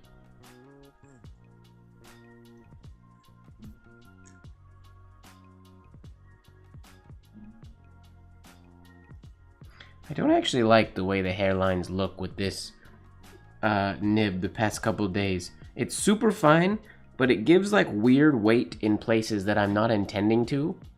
So that tells me that the metal itself might be fatiguing. I've been sharpening this one now and again, and I think it just might be, the tines might be getting a little too flimsy, maybe.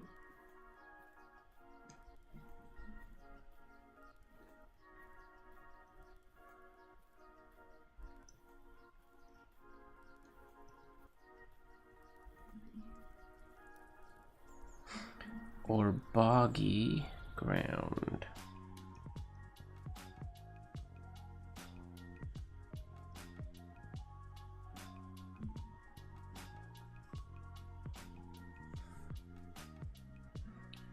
Whose surface yields. Can I fit that all in one other line? No, we'll put whose.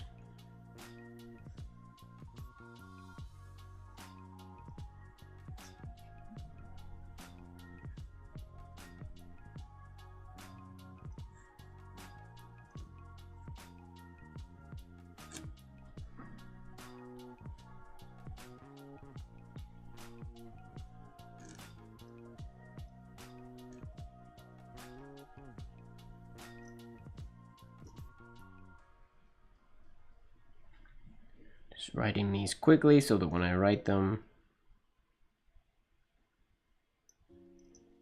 on the ivory paper, I can roughly get them centered without too much trouble under the tread.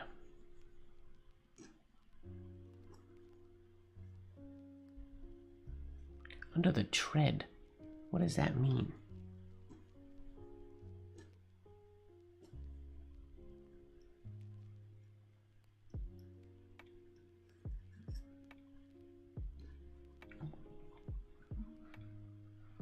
Short definition, a bog.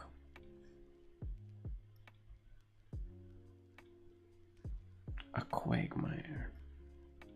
Here we go. 2 decent lines for that one. Next, let's do today's as well while we're here, and then we'll look at the nib. Oh, this one's even longer. What's with these long definitions?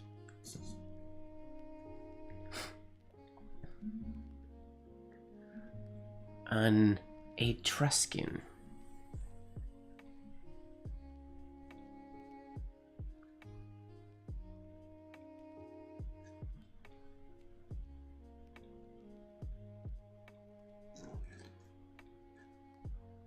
My T's are too slanted today.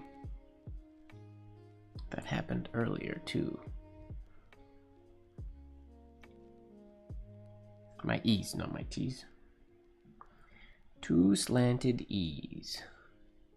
Etruscan black ceramic ware.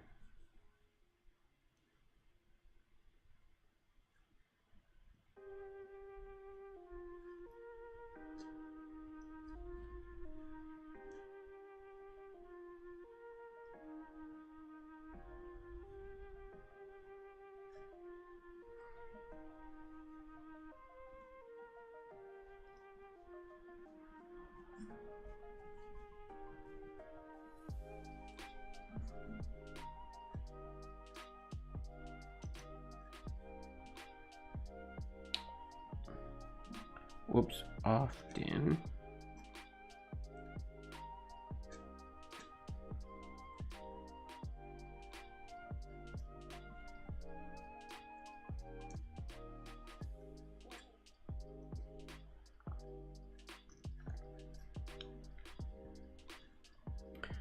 Often ornamented with incised.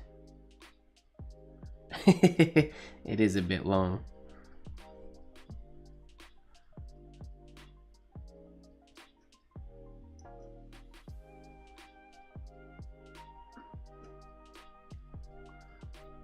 INCISED.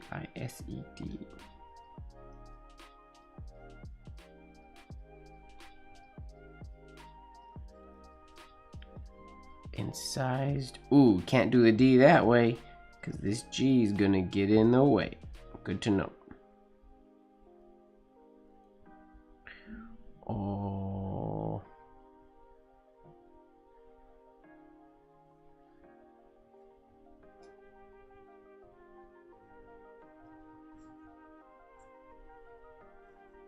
Geometrical. Should that go on the next line? Patterns or fake? No. Patterns or figures carved in relief.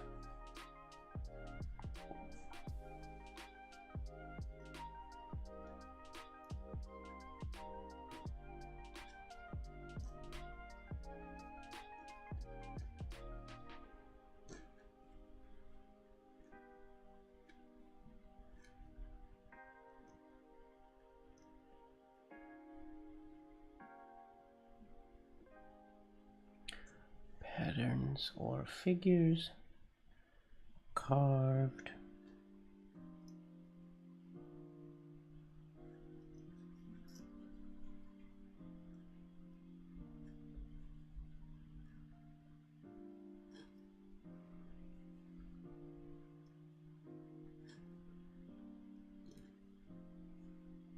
okay.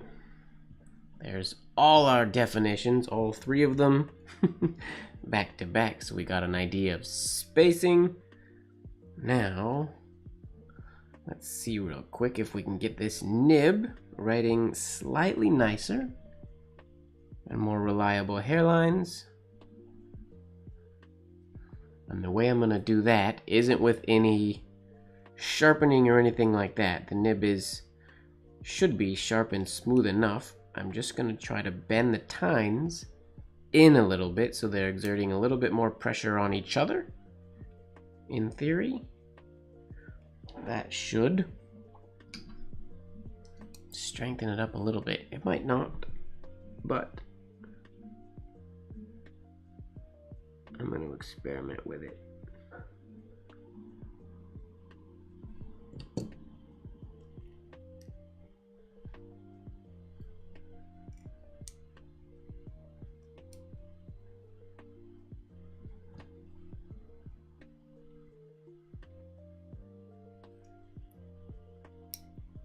Ooh, that might be too much.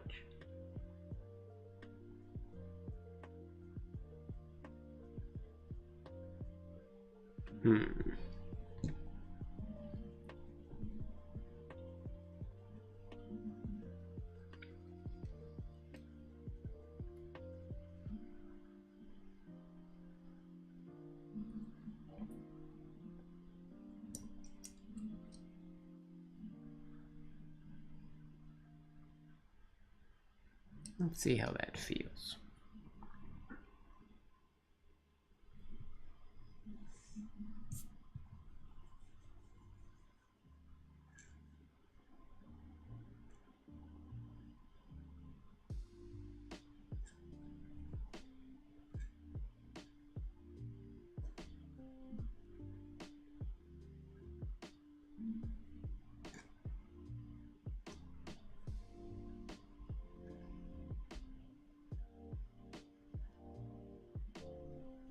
Better, I think.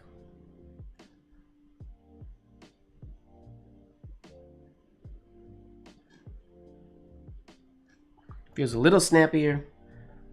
Requires a little bit more intention and force. And when I say a little bit more, I mean a very little bit more. But it does feel a little more controllable now. So we may have just extended the life a little bit more.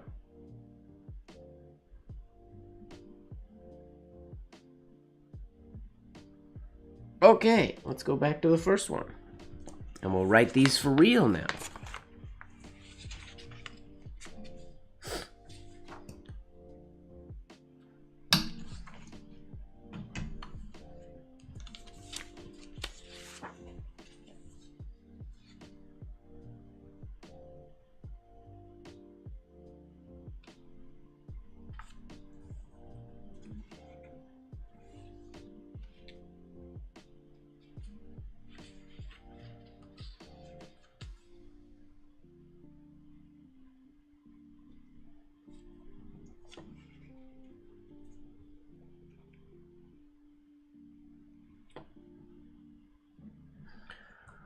Okay, word number one, nice and short definition, long word though, transcendental. Transcendental.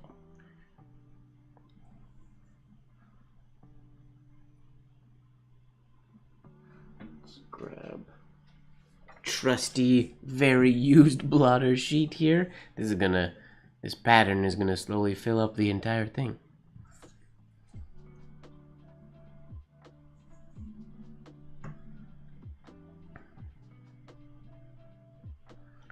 Put the word right in the middle. Transcendental.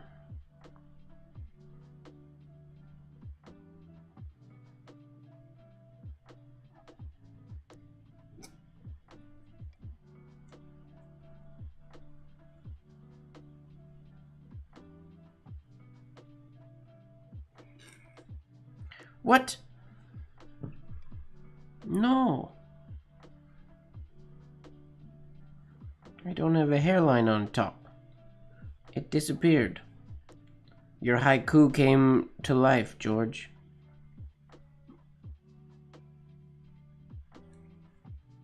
Ah, that looks funny, but I'm gonna leave it anyways.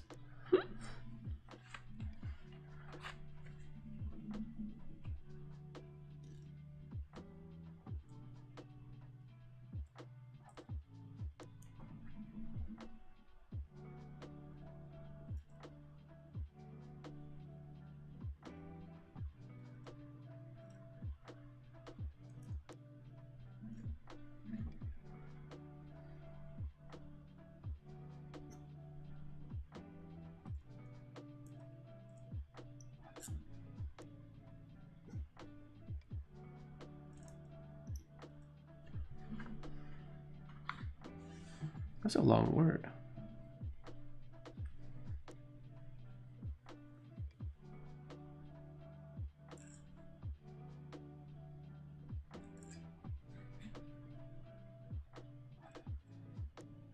Transcendental. All right. Abstract or metaphysical.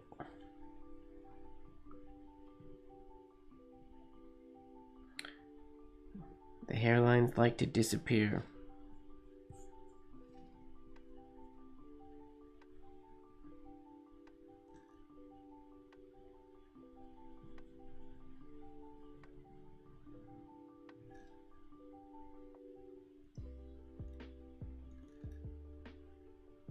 Whoa, why am I writing way over there?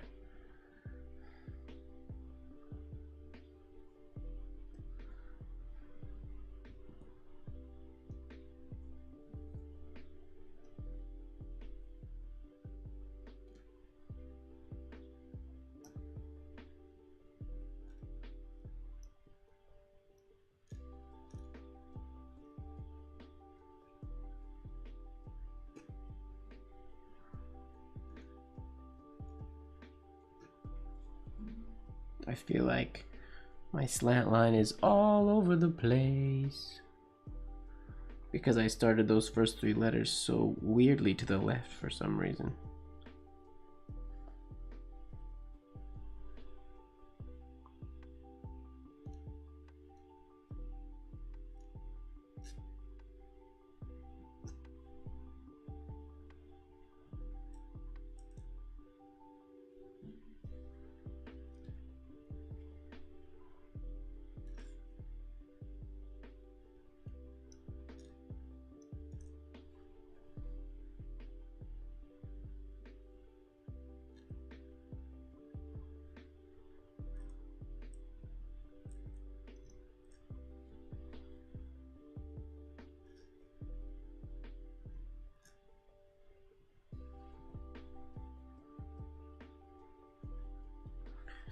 Abstract or metaphysical, that will work.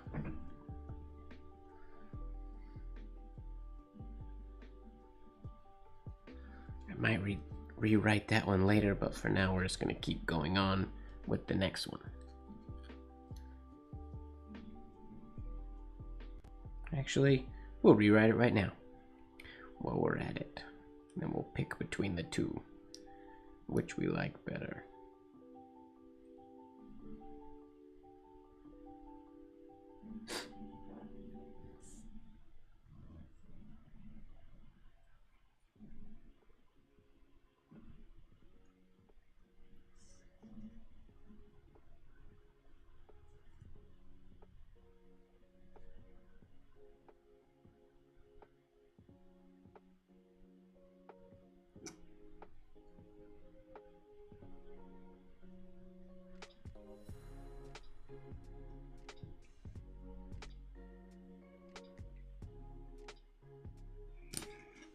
Ugh. That's the first time I've had a nib snap during a word of the day. Oops.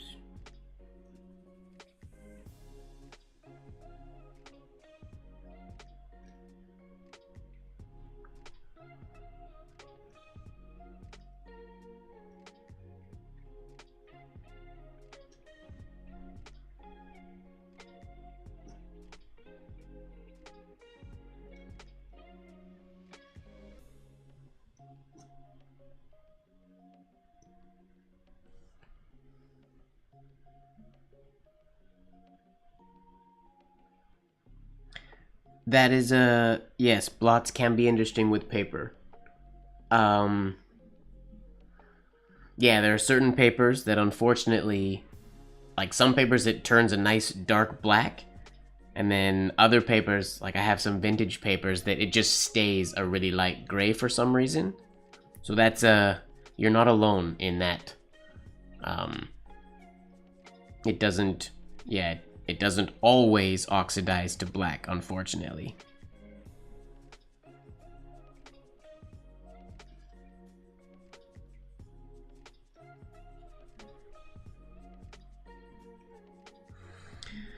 Do we leave that nib snap in there? Maybe we do. Because I like that transcendental better than the first one.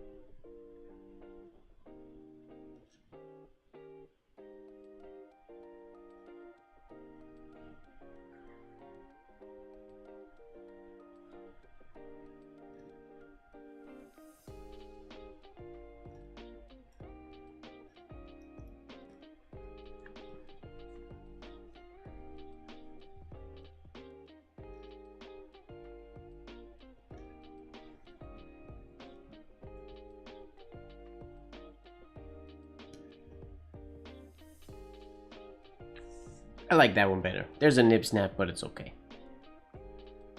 Alright.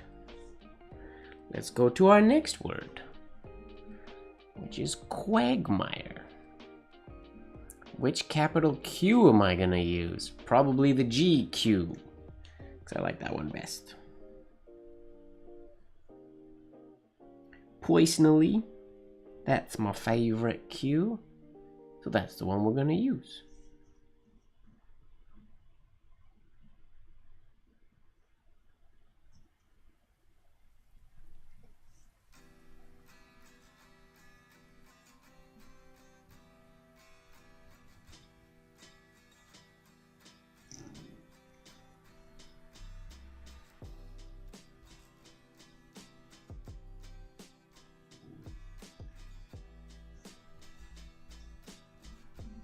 Quagmire.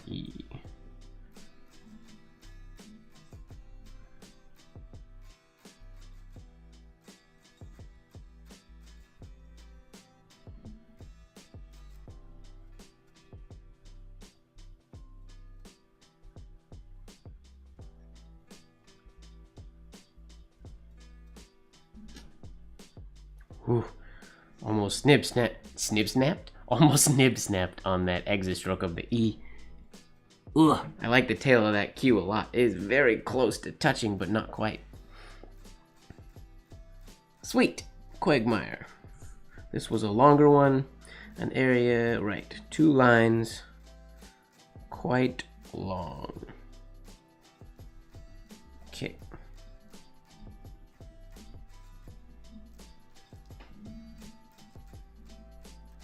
An area of merry or boggy.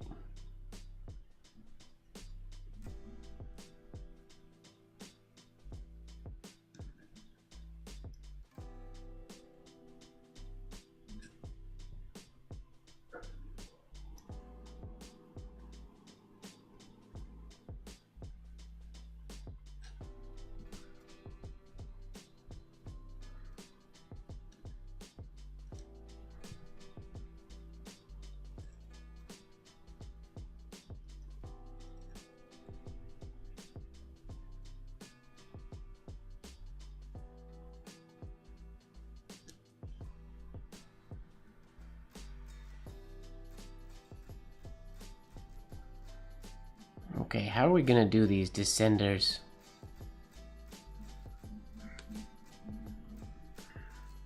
Got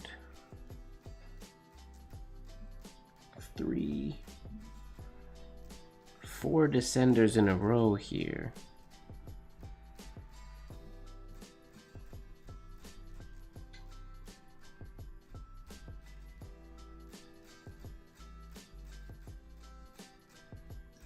Definition 2. I never read the second definitions. I guess I should.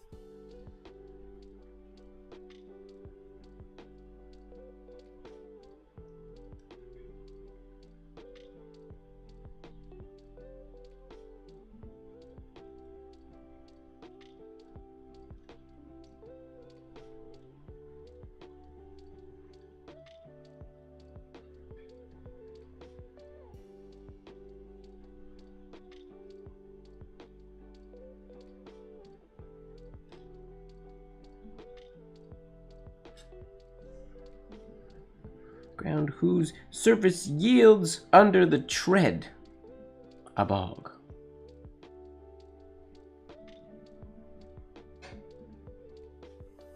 Oh, those are fun definitions. I always just write the first definition by default.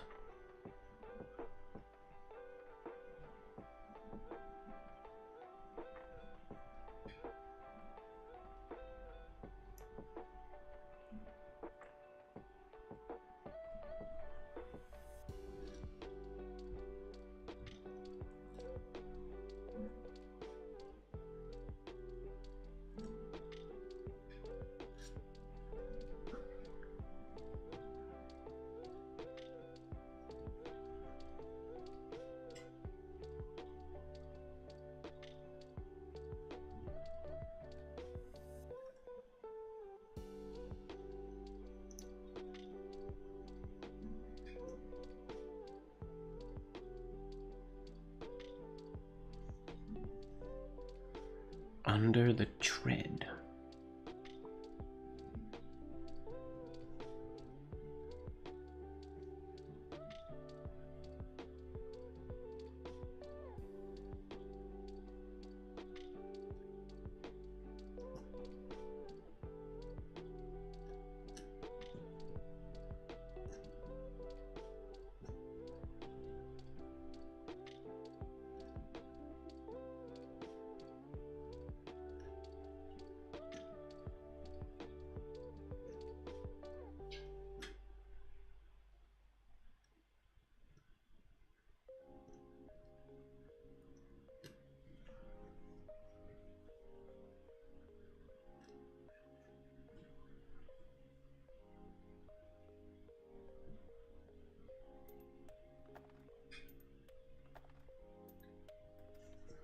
A bog.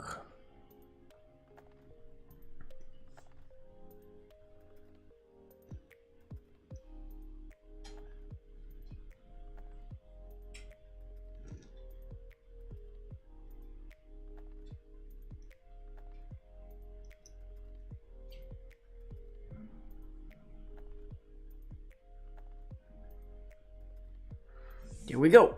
Quagmire, done. Transcendental, done. Quagmire, done. Now the long one. Anything soft or flabby. That's funny. I like that one. A situation from which extraction is very difficult. Quagmire. Interesting. Who knew that such a specific word could mean so many things?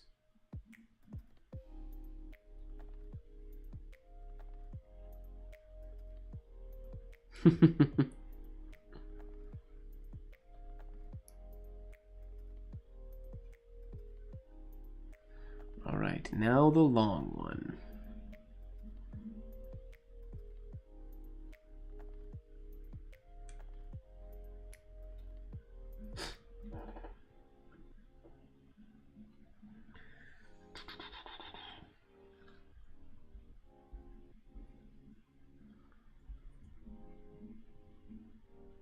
An Etruscan. What is that word? Etruscan.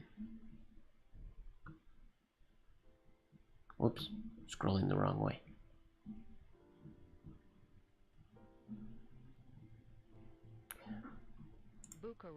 Bucaro. An Etruscan black ceramic ware. Bucaro. So this one's quite wide as well. So we gotta write right in the middle of the page. These will be good swipeable images, but they will look horrible in an Instagram square. Sorry. I've been now formatting the definitions specifically for swiping and not for the square. I don't know if that's a good thing or not. I haven't decided yet. Bucaro.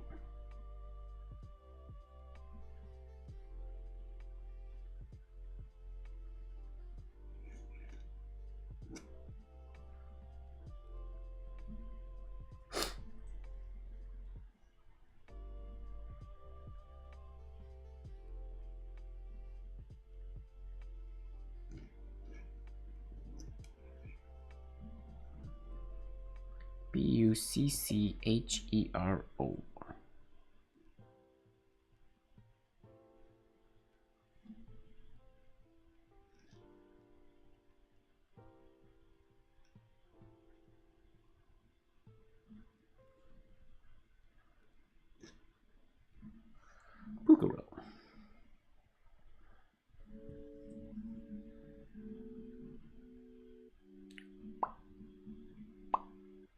Rough spacing.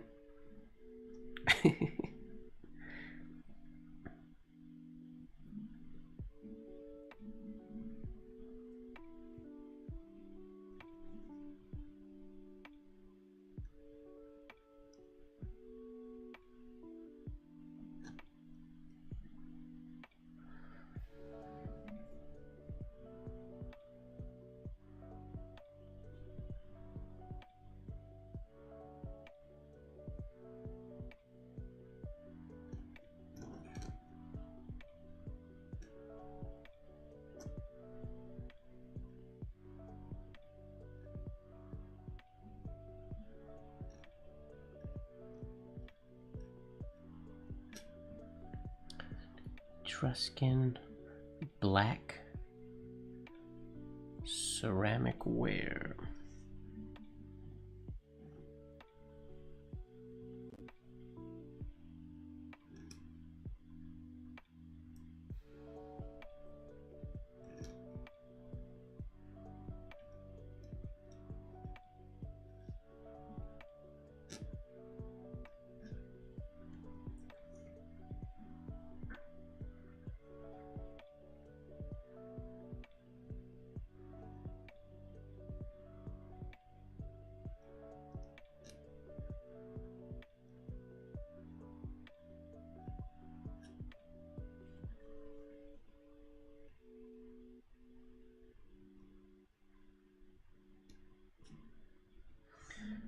Okay, now this next line is longer.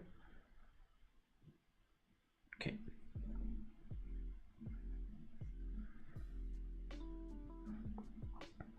Often ornamented.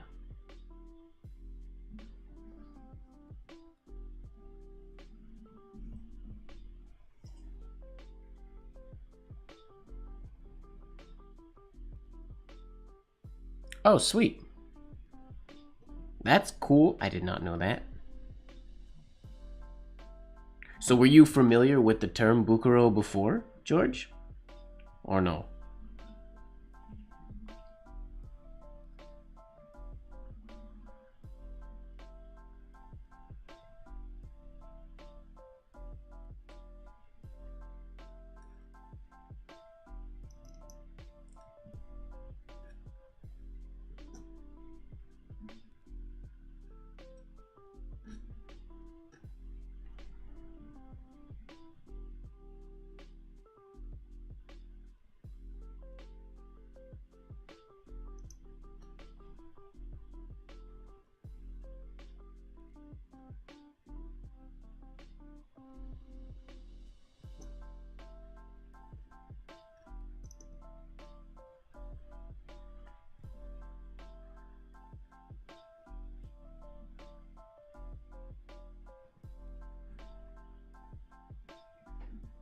Oh, sweet. You so smart.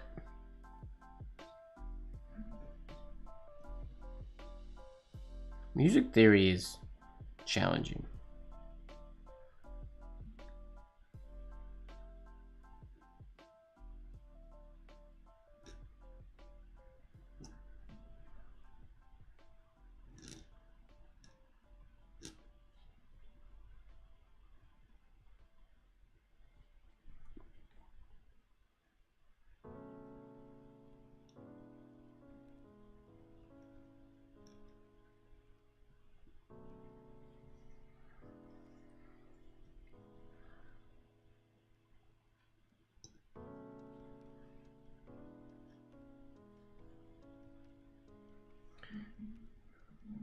Me too, Hody. Me too.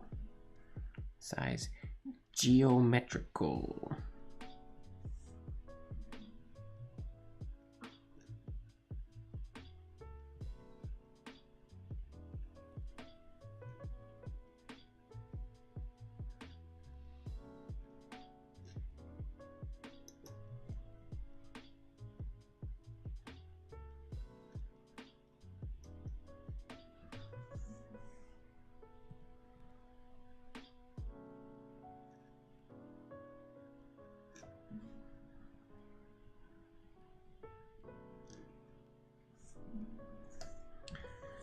Geometrical patterns or figures carved in relief. Hello, Lam. Welcome, welcome.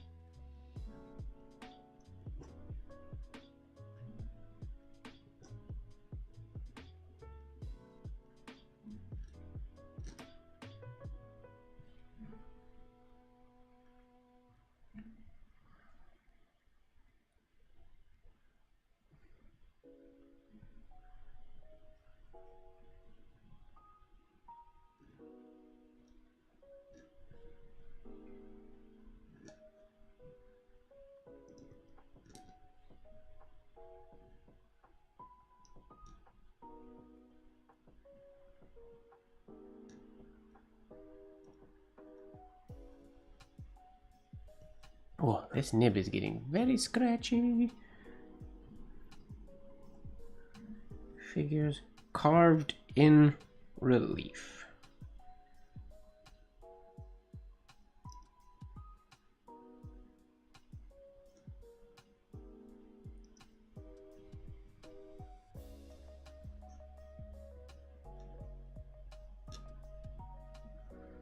RELIEF.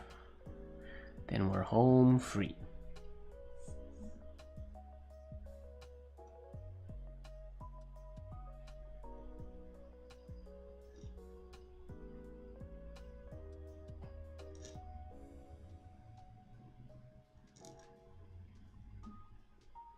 Done.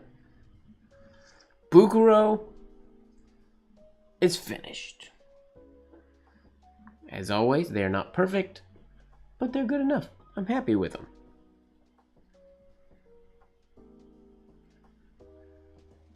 "3 days of word of the days."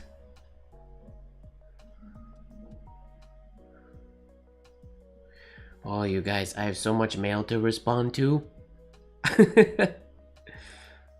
I got so much mail in my post office box in February and through Christmas.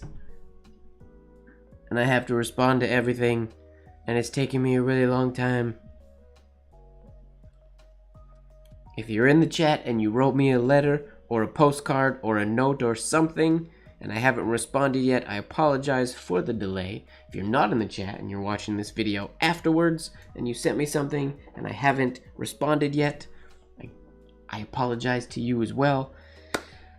It's coming. I'm responding to everything. I have all the envelopes stacked together. Yep, it's a big Inkorimo pile. Look, I won't show all of it, but here's just some of them.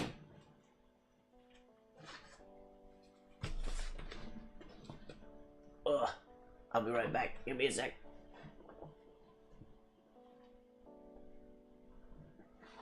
Cheapers. There's my pile of letters that I have to respond to. It's so many! Which I'm stoked that I have all these. Ugh. I just have to respond to them. Alright. Now I'm just gonna doodle for a few minutes. 'Cause I can.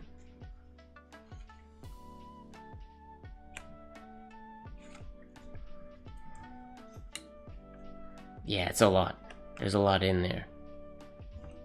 Half fountain pen friends and fountain pen users, and half calligraphers and penmen alike.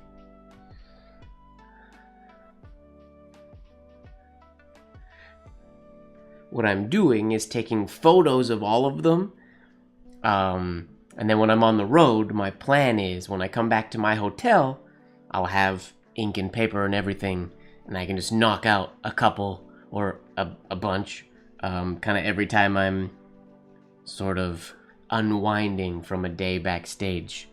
I will unwind by writing some letters to pen friends,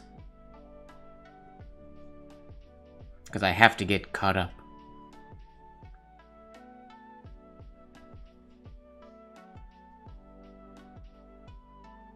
Let me look at this nib real quick.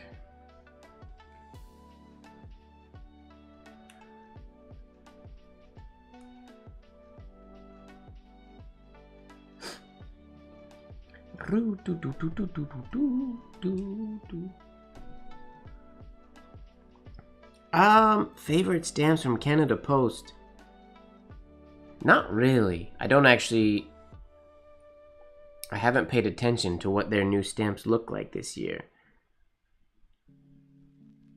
So I bought a whole bunch when I first moved back to Vancouver, and I haven't used all of them yet.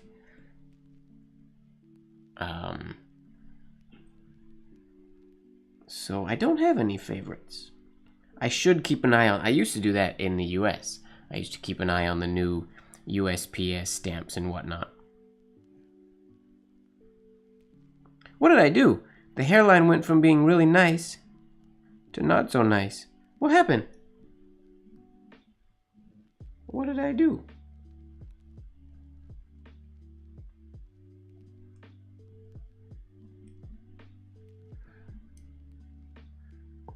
My advice to every penman out there, calligrapher, penman, anybody using a pointed pen, spend a lot of time just messing around with nibs. Mess around with them. Tweak them, bend them back. Look at them through a microscope or through a loop or something to see, and then write, and then make a little change, and then write with them. Not specifically with the goal of making it better or worse or something like that, but just so you can really familiarize yourself with what little changes to this tiny little point can make to your writing. And not even to the final outcome of your writing, but just the writing experience. Fractions of millimeter tweaks can be the difference between smooth and really rough. What is Stream Elements bot is running? Well, that usually doesn't pop up partway through the stream. That's weird. That's usually just at the beginning. I find it super fascinating to see how, just like what causes the nib to work certain ways.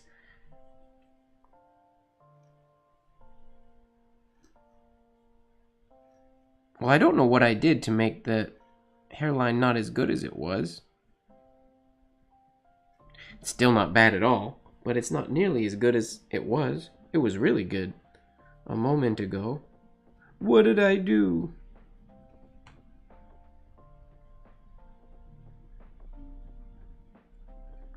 Strange. Étrange.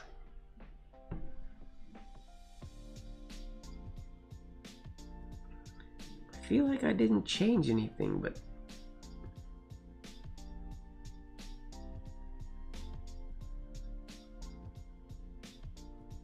something changed it.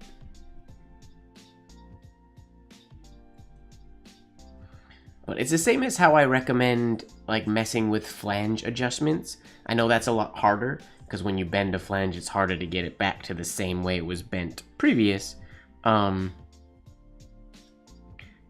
But it can be really nice to just experiment with the tools, and then you get more comfortable with them. And then when things break or when things go wrong, you can fix them, or you understand your tools a little bit more.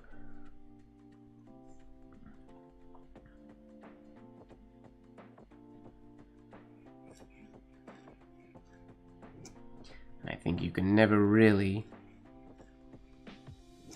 understand these tools too much, because there are so many variables that come into play when we're writing.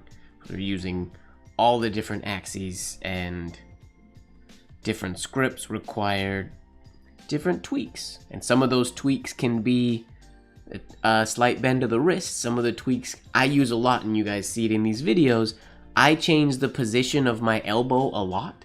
That's not something that's from books. I don't even know if that's something that the old penman would have suggested or not suggested, but for me, I change where my arm is because that changes the rotation of where my nib is at. And I can change it without drastically altering my movement, because what's like doing this versus this versus this feels the same to me.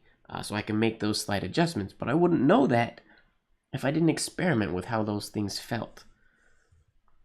You can also mess with rotating the paper and doing all that kind of stuff. Just play without the goal of like doing what makes it better.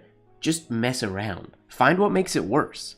Because then if you find what makes it worse, then you understand, I think, a little bit more what maybe makes it better. I don't know if that made sense.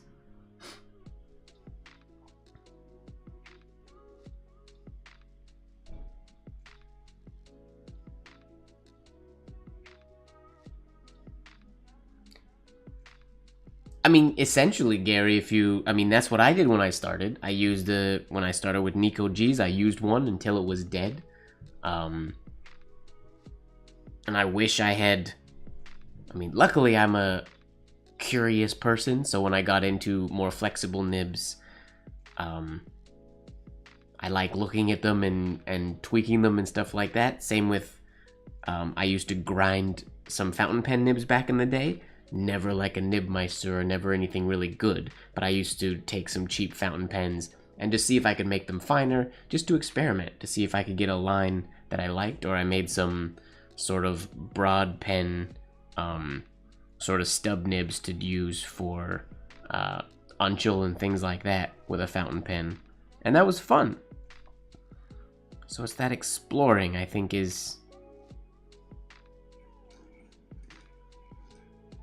I think it can be really helpful. And again, it all comes down to just being familiar with your tools. I think everybody, no matter how long you've been doing it or how good you are, at some point, everybody should have at least a couple, like, really cheap pens that they can just mess around with. So they're not, a lot of us have nice custom-made pens from one of the many incredible pen makers nowadays, and talking pens holders. It's just so nice to get something that's not expensive and then play with it, and then you can learn what can make that work better for you, and then sort of as you get more comfortable, apply that those same tweaks or whatever to your more expensive pen. Oh goodness.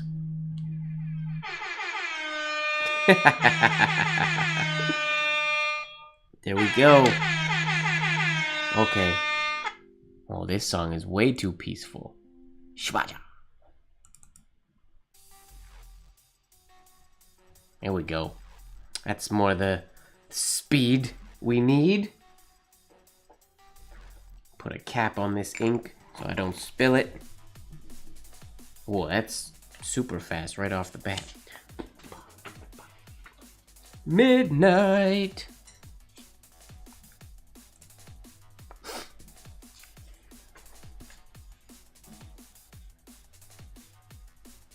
I agree with that completely, George. I wish they were the same. Very, very much.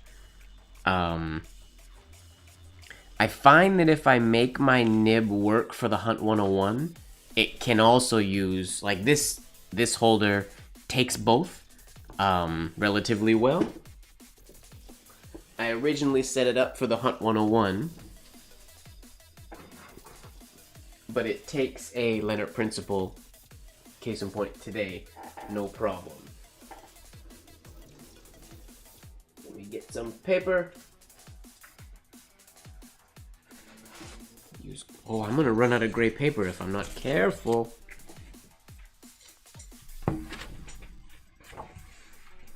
You guys will remember last time we hit blacklight, if you were here, I was experimenting with a new ink that I got from China that was hopefully going to work for blacklight, but it was way too flowy in the weeks since. I tried to gum Arabic it and a bunch of other stuff, and it just not good results. So unsatisfactory, unfortunately. Oh no, this.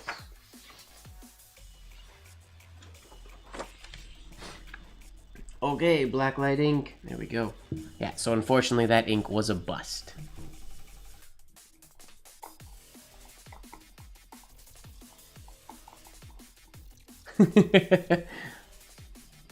You're leaving right as we hit midnight, Gary?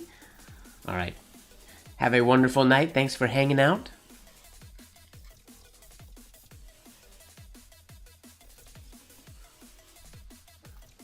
Oh, I've definitely broken a nib by pressing too hard. For sure.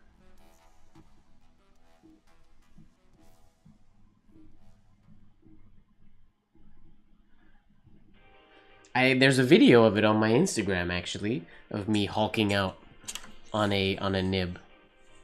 Here, let me put some writing down on the paper real quick before we figure out if the lighting is gonna be okay today. I might leave it with regular blacklight lights and not use our filter. We'll see how I feel about it.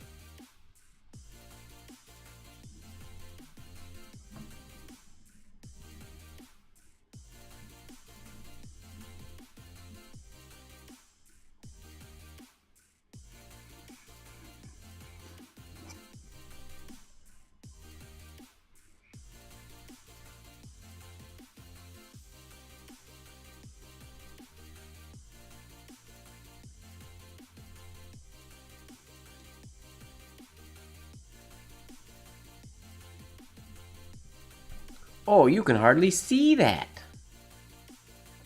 Well, that's no good.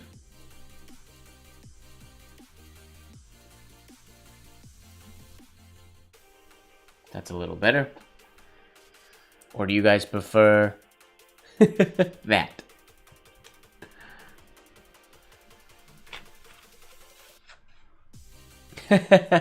Now it's midnight here.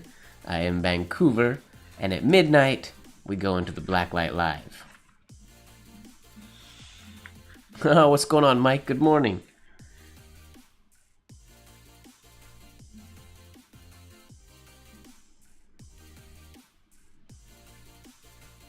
Dinner time. I'm jealous. I wish it was dinner time here. I'm hungry.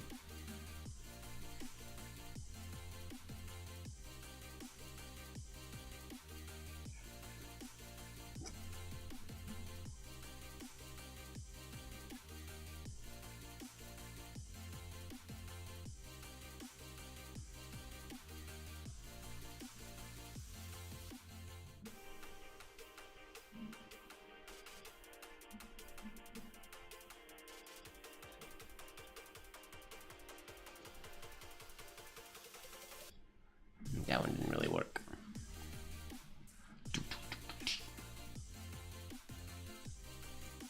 I'm just a floating shirt today, or just a shirt today.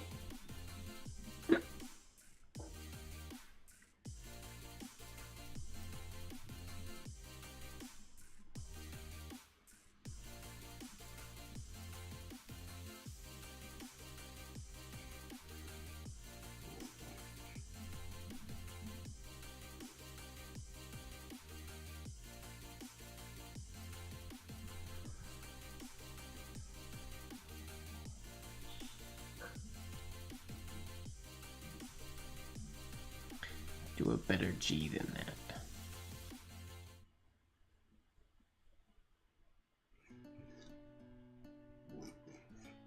That's better.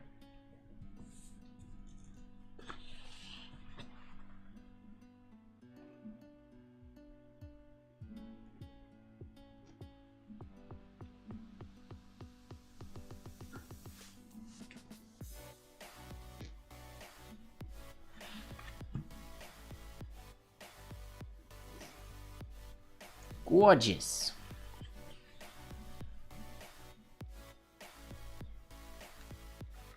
I guess what should I write for blacklight? I didn't really have anything planned for blacklight writing. We finished our word of the days. We finished some quotes.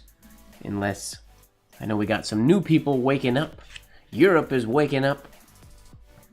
If you guys want to give us some quotes, short quotes, I could write some of those. If you want.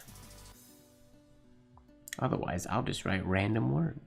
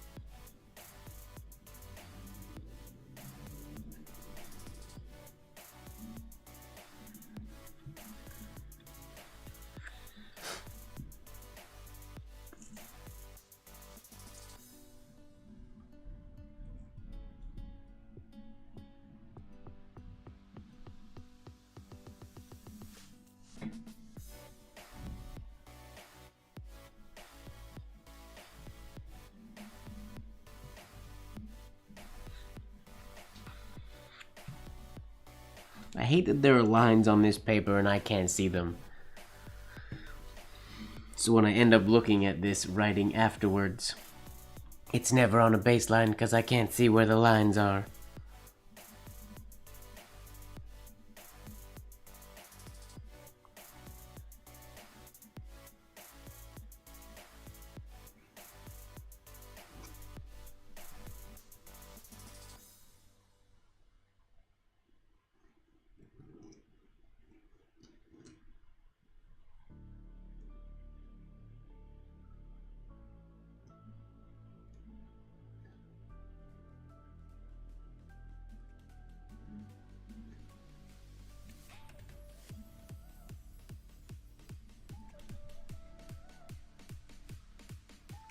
Don't get bitter, get better. Ooh, I like that.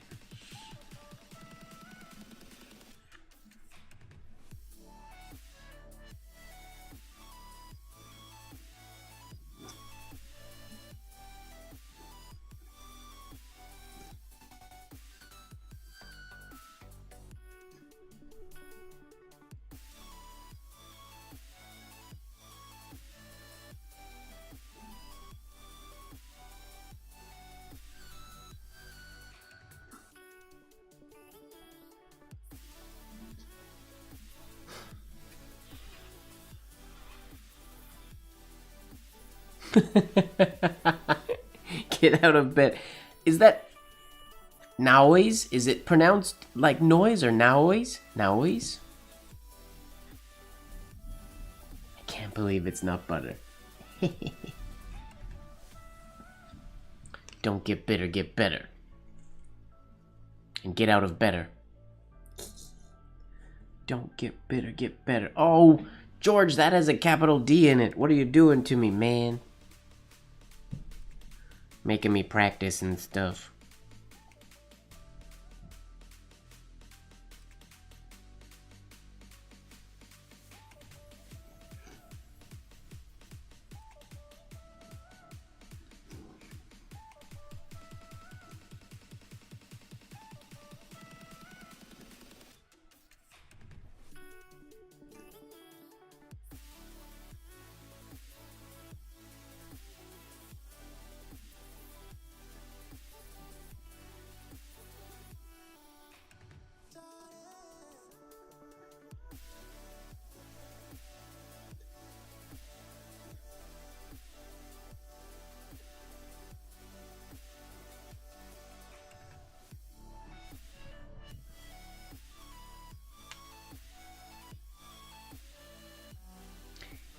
Nisha. Oh. Nisha. Nice. Thank you for putting that phonetically for me. Nisha. Nice.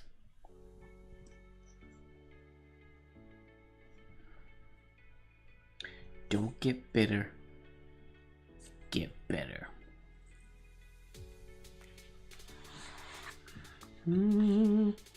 I'll keep it in one line.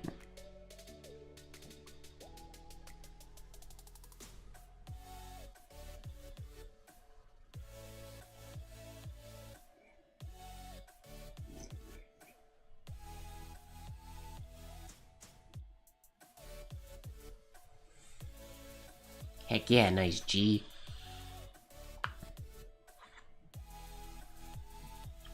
I have not, actually. I know a lot of people really like them. Do you mean like the Ransomarian holder? I've held them. I have nothing against them. I personally don't own any.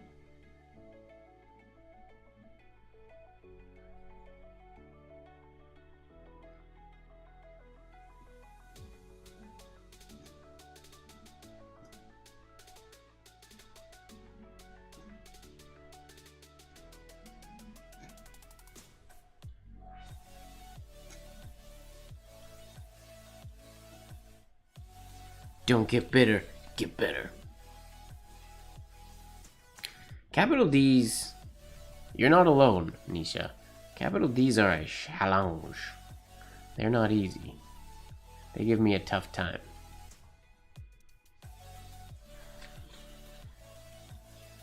Yeah, Mike, when it comes to holders, like I have no triangle holders. I have some what are they called? Ergonomic holders. But I don't really use anything that has an ergonomic grip. Like I can show. Give me one sec. I don't know how good everything will show up right now.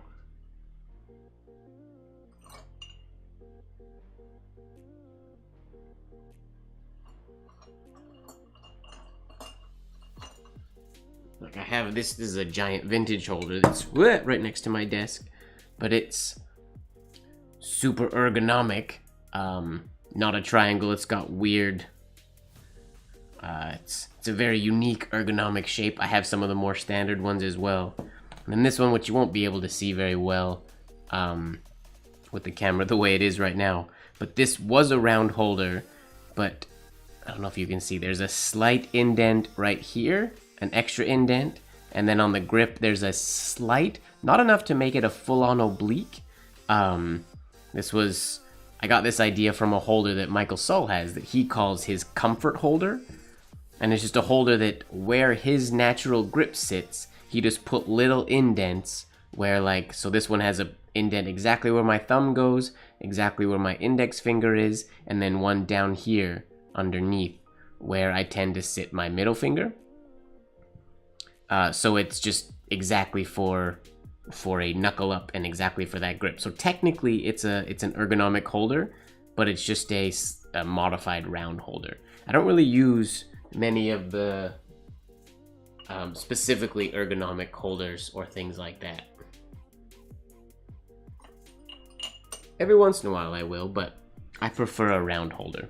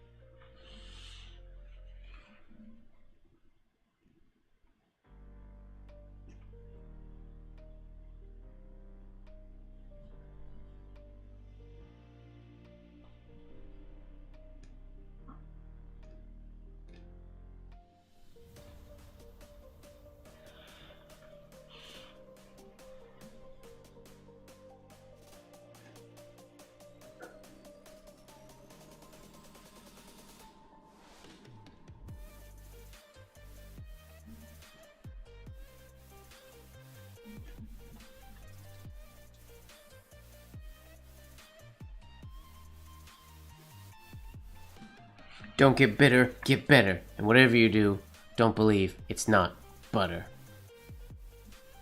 Better butter.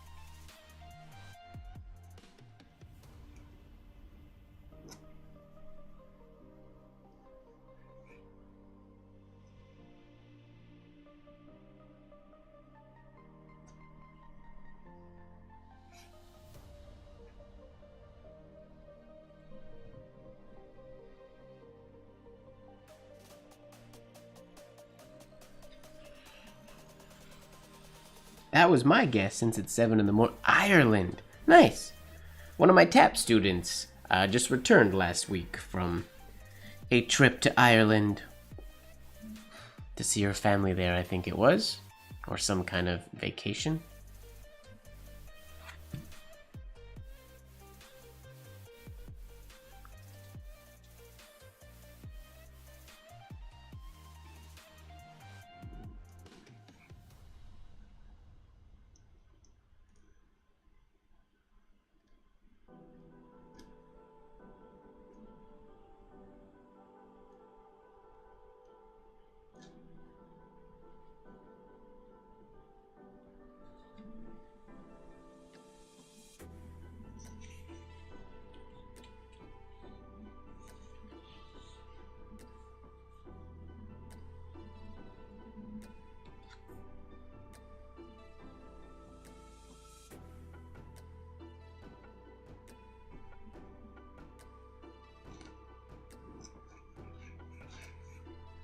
Whoops.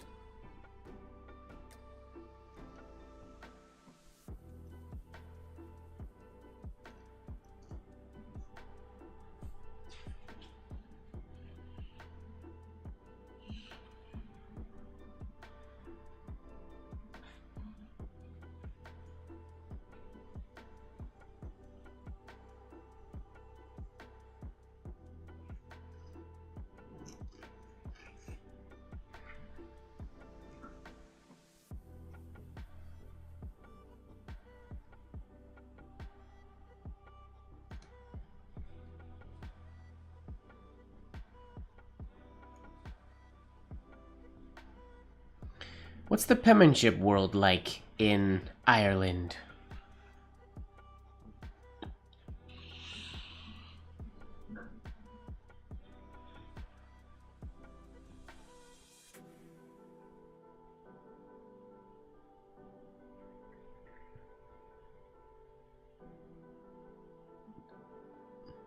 Yeah, the name kind of gives it away, that's for sure.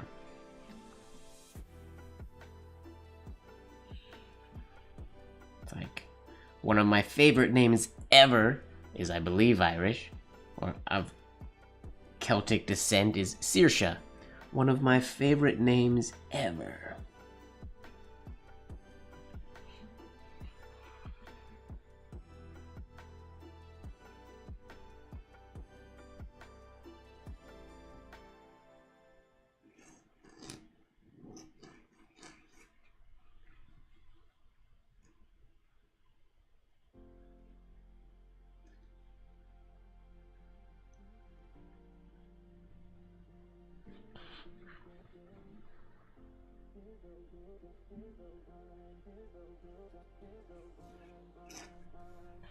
Swirls!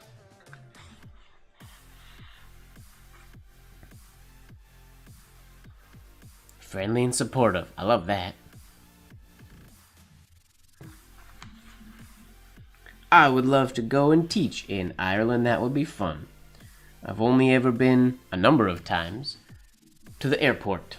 I've been to the Dublin airport a number of times, but I've never left the airport except for once going to a hotel. That spelling is so crazy for Saoirse. Saoirse. I can't even imagine people who have that as their name. Well, I mean, Nisa, classic example. Or Nisha, sorry, classic example. You're just... People must pronounce your name wrong constantly.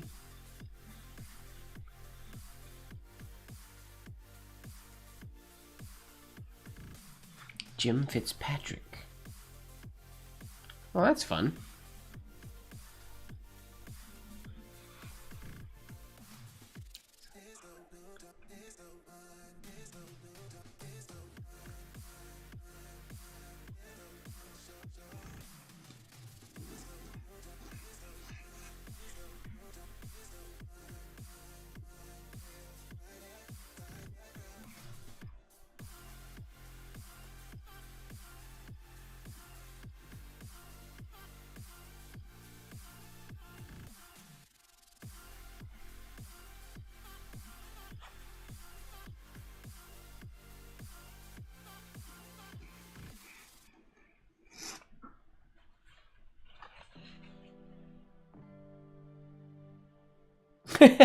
Yes, I imagine there's more there than hotels. I'm just always in transit at the...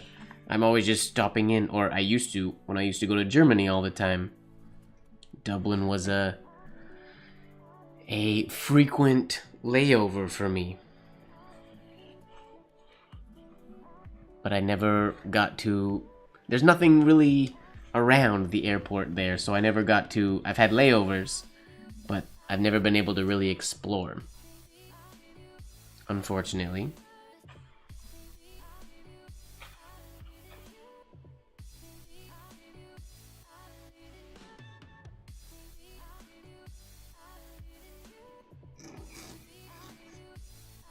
Oh. Oh, that kind of gets in the way of where the lowercase letters need to go. That doesn't work.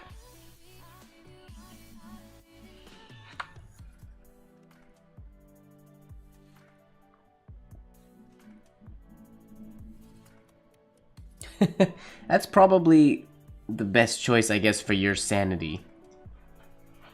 To not just be correcting it every single time.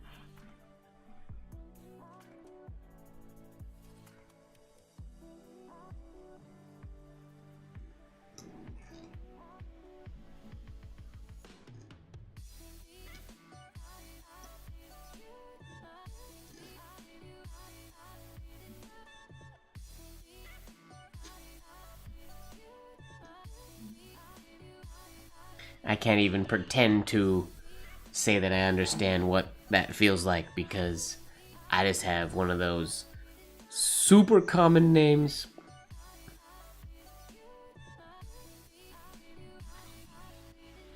It's an easy one.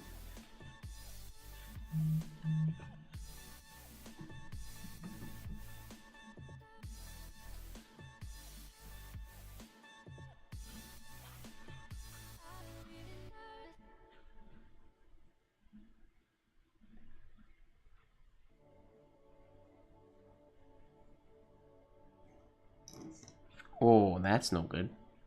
My paper moved.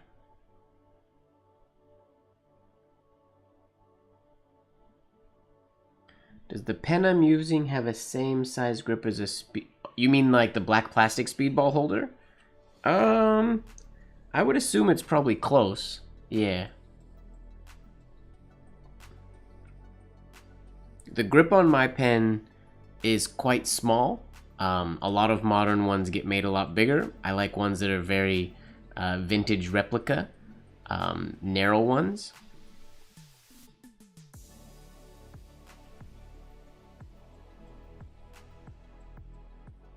But I would assume it would be similar to this Speedball's oblique holder. Both, either the one with the plastic flange or the one with the metal flange.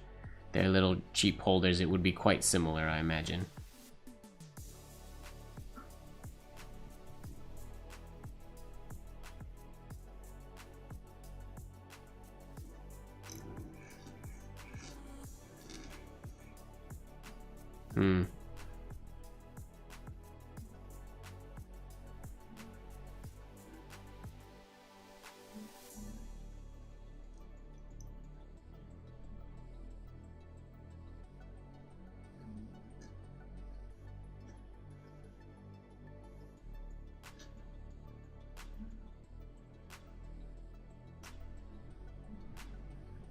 Don't like that exit flourish of the E. I flew with Aer Lingus quite a few times. I liked flying with them, except they lost my... It's very frustrating. They lost my power bar. I had just bought like an expensive, large cell phone charging brick, essentially. And I had it charging on the plane. And I was stupid. I got off the plane without getting it. And like I stepped off the plane and told them, oh, my brick is on there. Like, can I go back and get it? And they wouldn't let me. They wouldn't let me go right back on and get it. But they said, don't worry. They'll sweep the cabin. And like they'll sweep the cabin and you can... I had a layover. So they said, you can pick it up. Like it'll be in a number of hours or tomorrow or whatnot. It'll show up. And it didn't show up. Which means they cleaned the cabin, and they didn't notice it. And people got on the plane, and then whoever sat there just scored a really dope phone charger. But they just wouldn't let me go on, which was frustrating. I just wanted to go back and get it.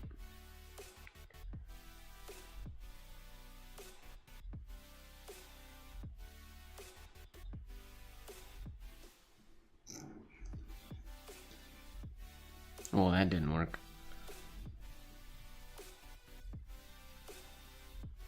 Yeah, it is. I mean, I could... If we're going thickness, I mean, I can give you, not the diameter, but it's approximately... I would say... 7 millimeters?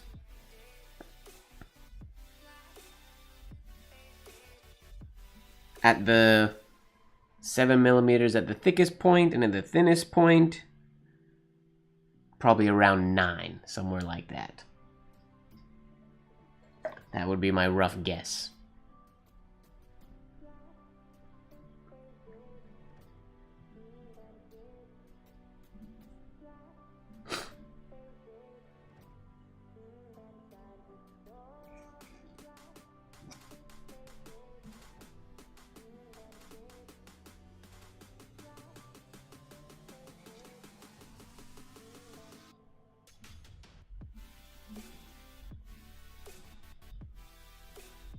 Whoa, Zach's up late. What are you doing up so late, Zach? Hanging out? Working?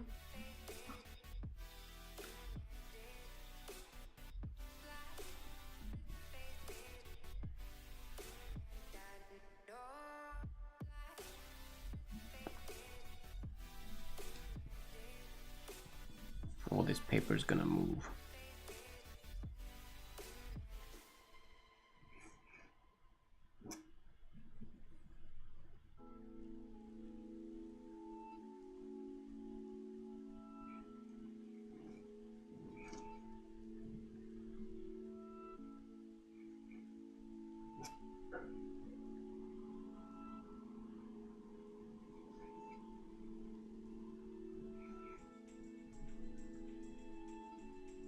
Partying? Wow. That sounds fun.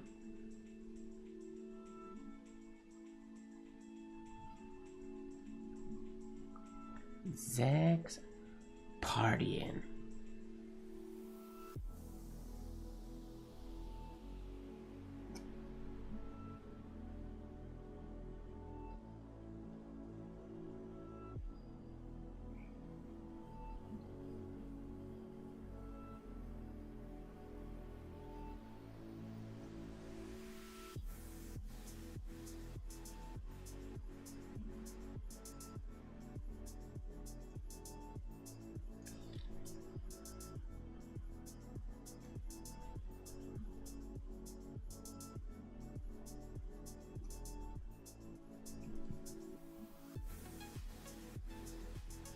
Party like a penman.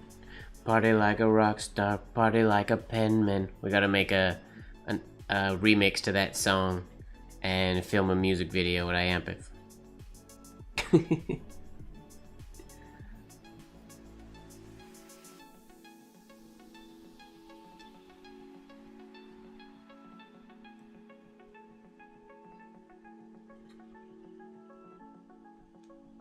Oh, wow. Is that all for, well, obviously Iampith, but then is the rest for vacation, family, work? What's the rest of the travels for?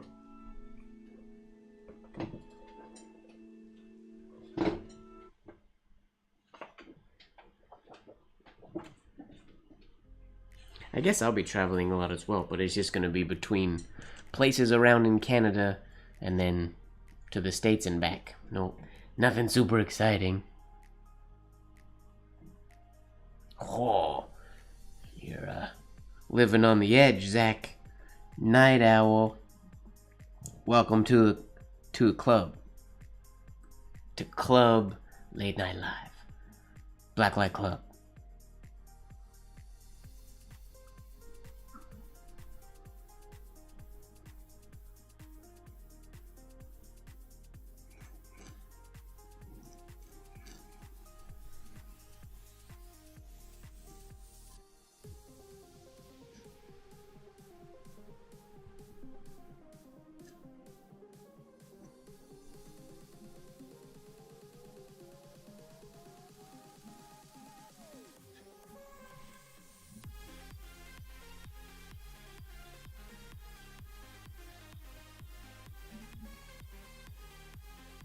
You'll certainly be up this late at Iampith.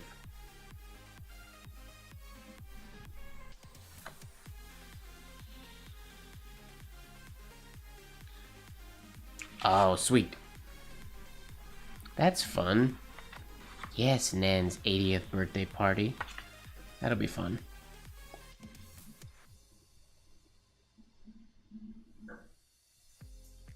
Ooh, wedding season.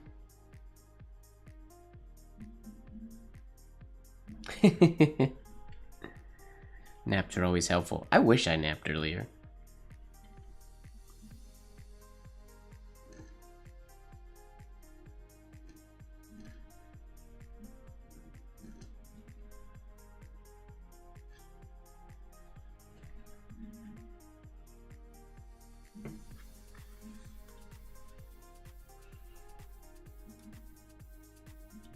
You can't go to Iampith this year.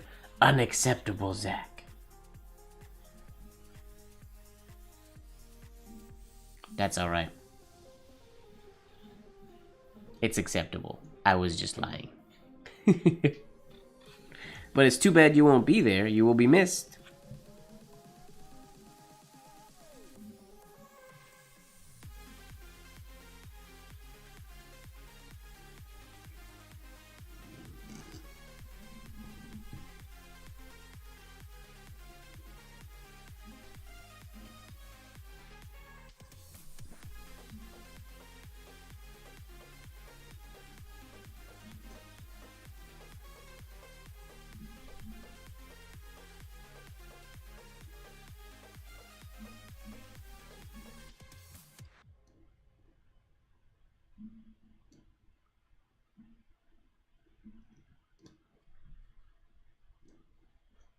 Oh, tomorrow's gonna be a crazy day. I gotta, either tonight before I go to bed, or tomorrow I gotta get up early and dismantle this desk so it can get picked up and taken away.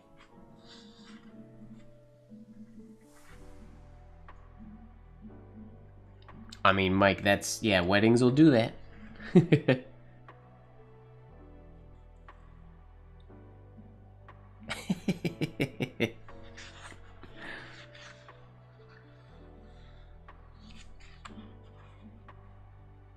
Living the wildlife. I mean, follow that by Gone Too Soon and it gets morbid real quick.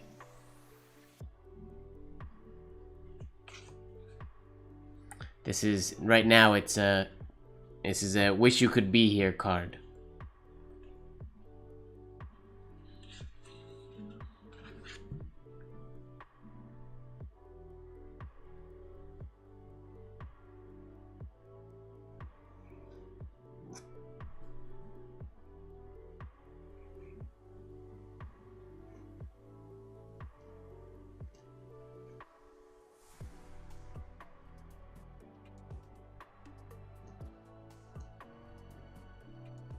Whoops. Why did I dot the U?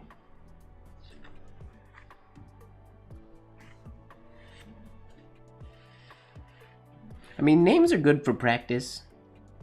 Weddings in general are good for practice. They're just, they can be very repetitive.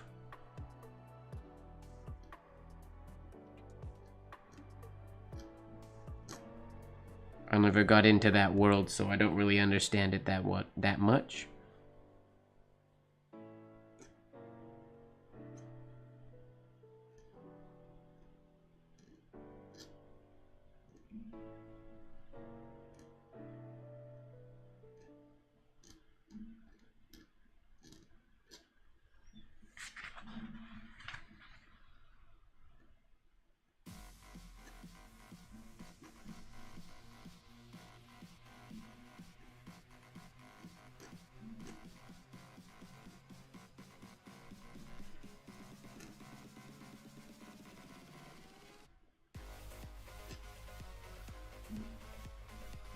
There, finish of the card. Wow, this isn't the same without you. Somebody call Hallmark. I'll be their new gift card or their new card writer.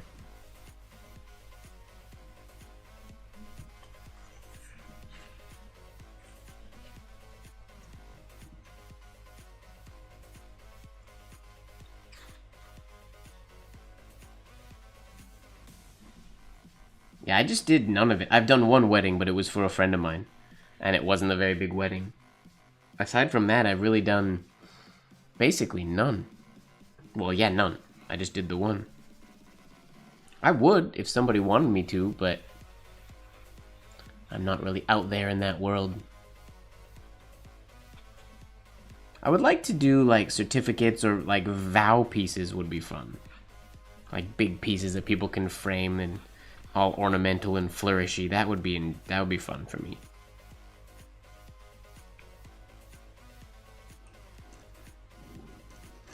I should make some fake ones.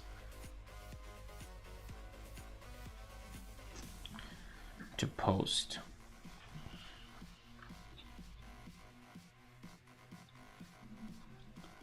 Graumo Troy. What does that mean?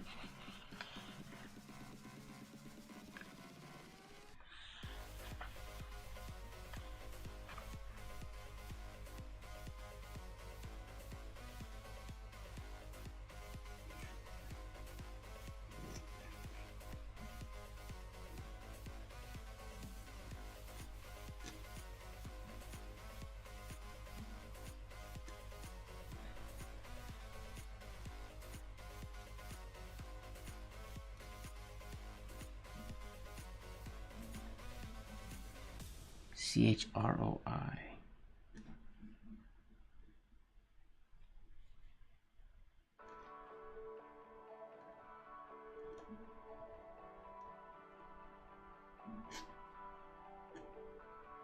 Like so?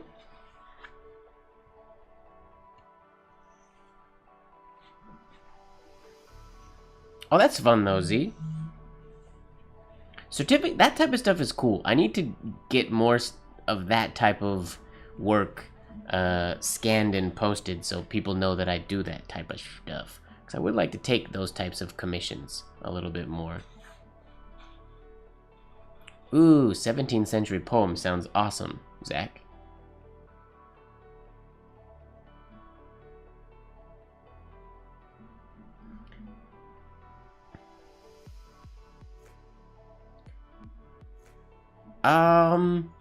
Border design. I mean, I've taken border design classes before. I understand the concept. It's just like I've done certificate design classes and things like that. I think I will be I'm assuming I'll be taking Skylar's class at Iampith. I'm guessing. I don't think it interferes with mine. Or does it? I don't remember.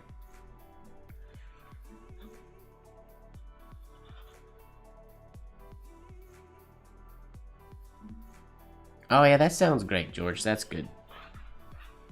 For the yeah, I need to do more of that stuff. Paper anniversary things. Big pieces. I want to do pieces with ornamental penmanship more.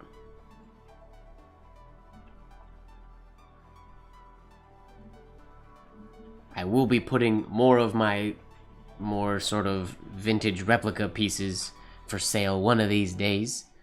Zach, who's here, has one of them. But I want to send out more to people and do more of them. And more, not vintage replicas, just but my own ornamental penmanship pieces as well.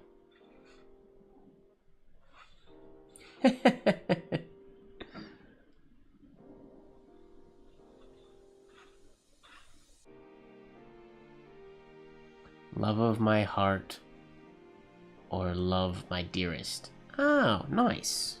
Lovely. Well, thank you for sharing, Nisha.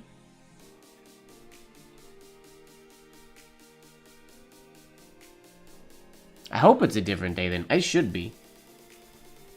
I haven't paid enough attention to the schedule yet to know when everything is. All I know is I'm on day 2, I think. I'm on Wednesday? Yeah. Skylar's Friday. Okay, sweet. I asked them to put my class early in the week so that people who take my class can hang out in like the study room and at night and ask questions and practice while I'm there. Because most people are too nervous to ask questions that they have during the class itself. Which is normal.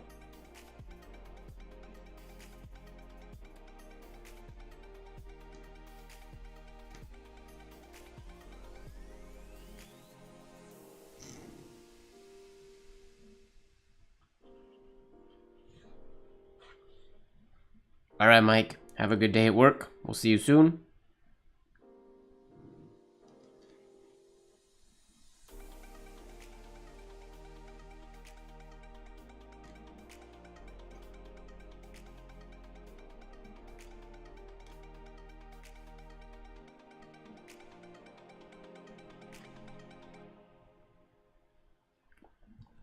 Well, cross your fingers. You never know. Have you ever tried applying for the scholarships, Nisha? Yeah, there you go. George just suggested it. If you're eligible, I guess. I didn't include that part.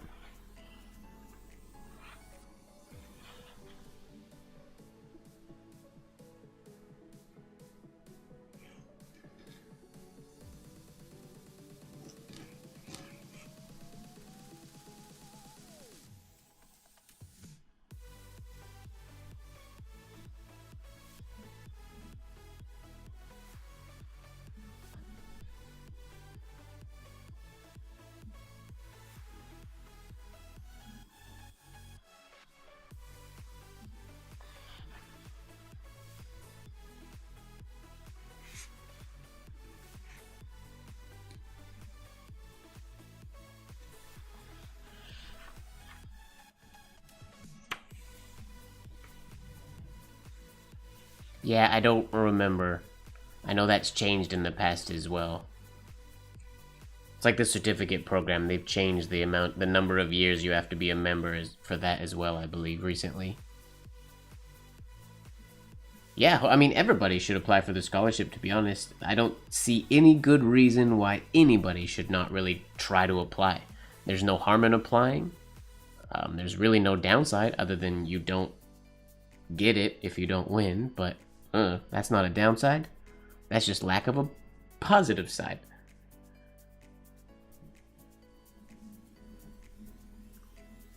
Yeah, Hong Kong is not fun with the COVID at the moment. It's gonna be tough for you guys, if at all possible, even.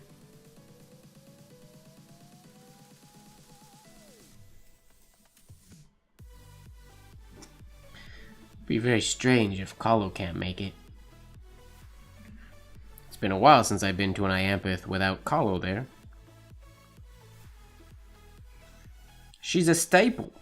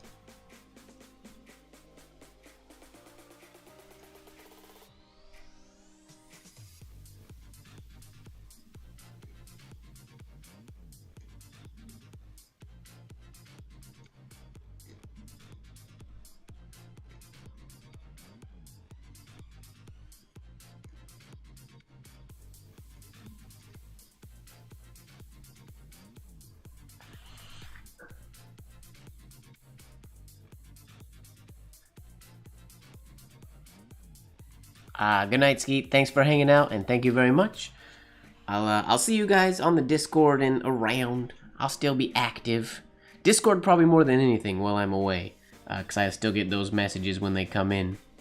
So if you want to keep active with me, let's get that Discord popping. And yeah, I too will miss the late night lives, but they'll be back eventually. And then before we know it, it'll be Iampith, and then it'll be summertime, and then it'll be, before we know it, was it Pennsylvania, or the next year Iampith? Oh, good times.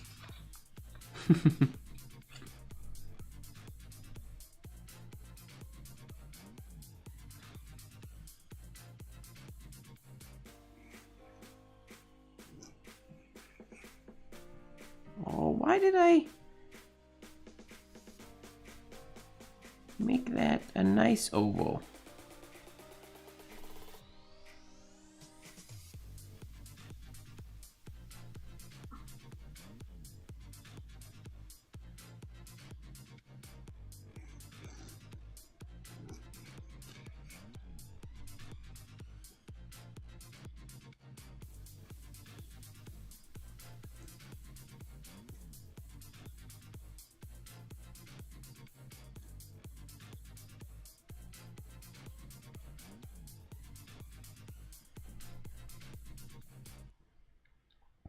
Very Ted Lasso vibes.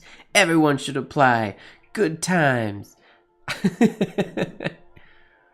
I mean, there are worse role models than Mr. Lasso.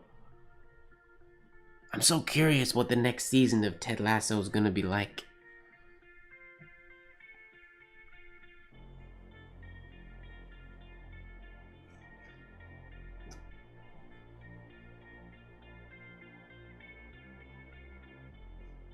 Ugh, ugly capital D.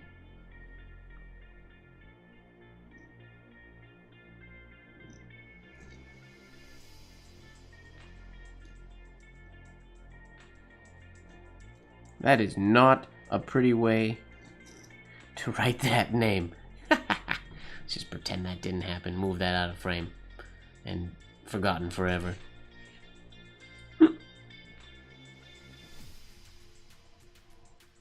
All about them good vibes.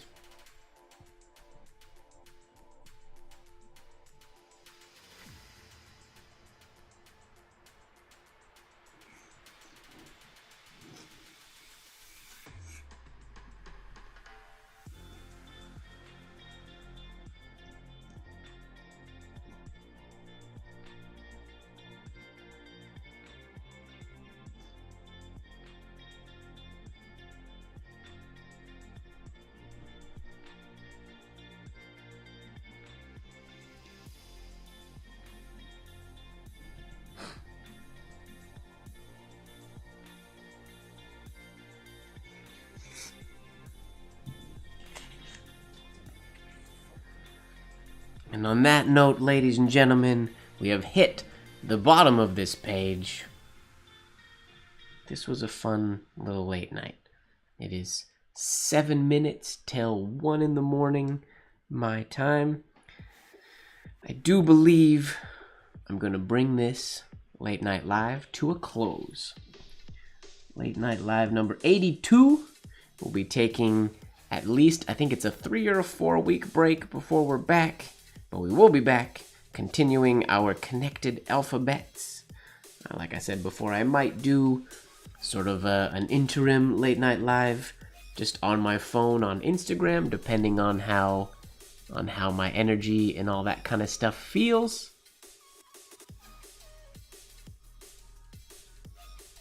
I'm getting the t-shirt thing figured out. I'm trying to get it sooner than later. I'm trying to prep what I'll call assets for the t-shirts and whatnot. Hopefully I can get my brain in gear before Iampith. I'm gonna miss the late nights, but that's okay. It just means we got something to look forward to in 1 week in April, and then end of May and through June. We'll have our late night lives back probably. So yeah. Thank you very much, everybody, for hanging out. This has been a really fun. This was a good one. Super chill vibes tonight. Make sure that you are falling in love with the process. I'll see you guys in 3 or 4 weeks. And don't forget, ladies and gentlemen, life should be just a bit of silliness, really. Bye-bye.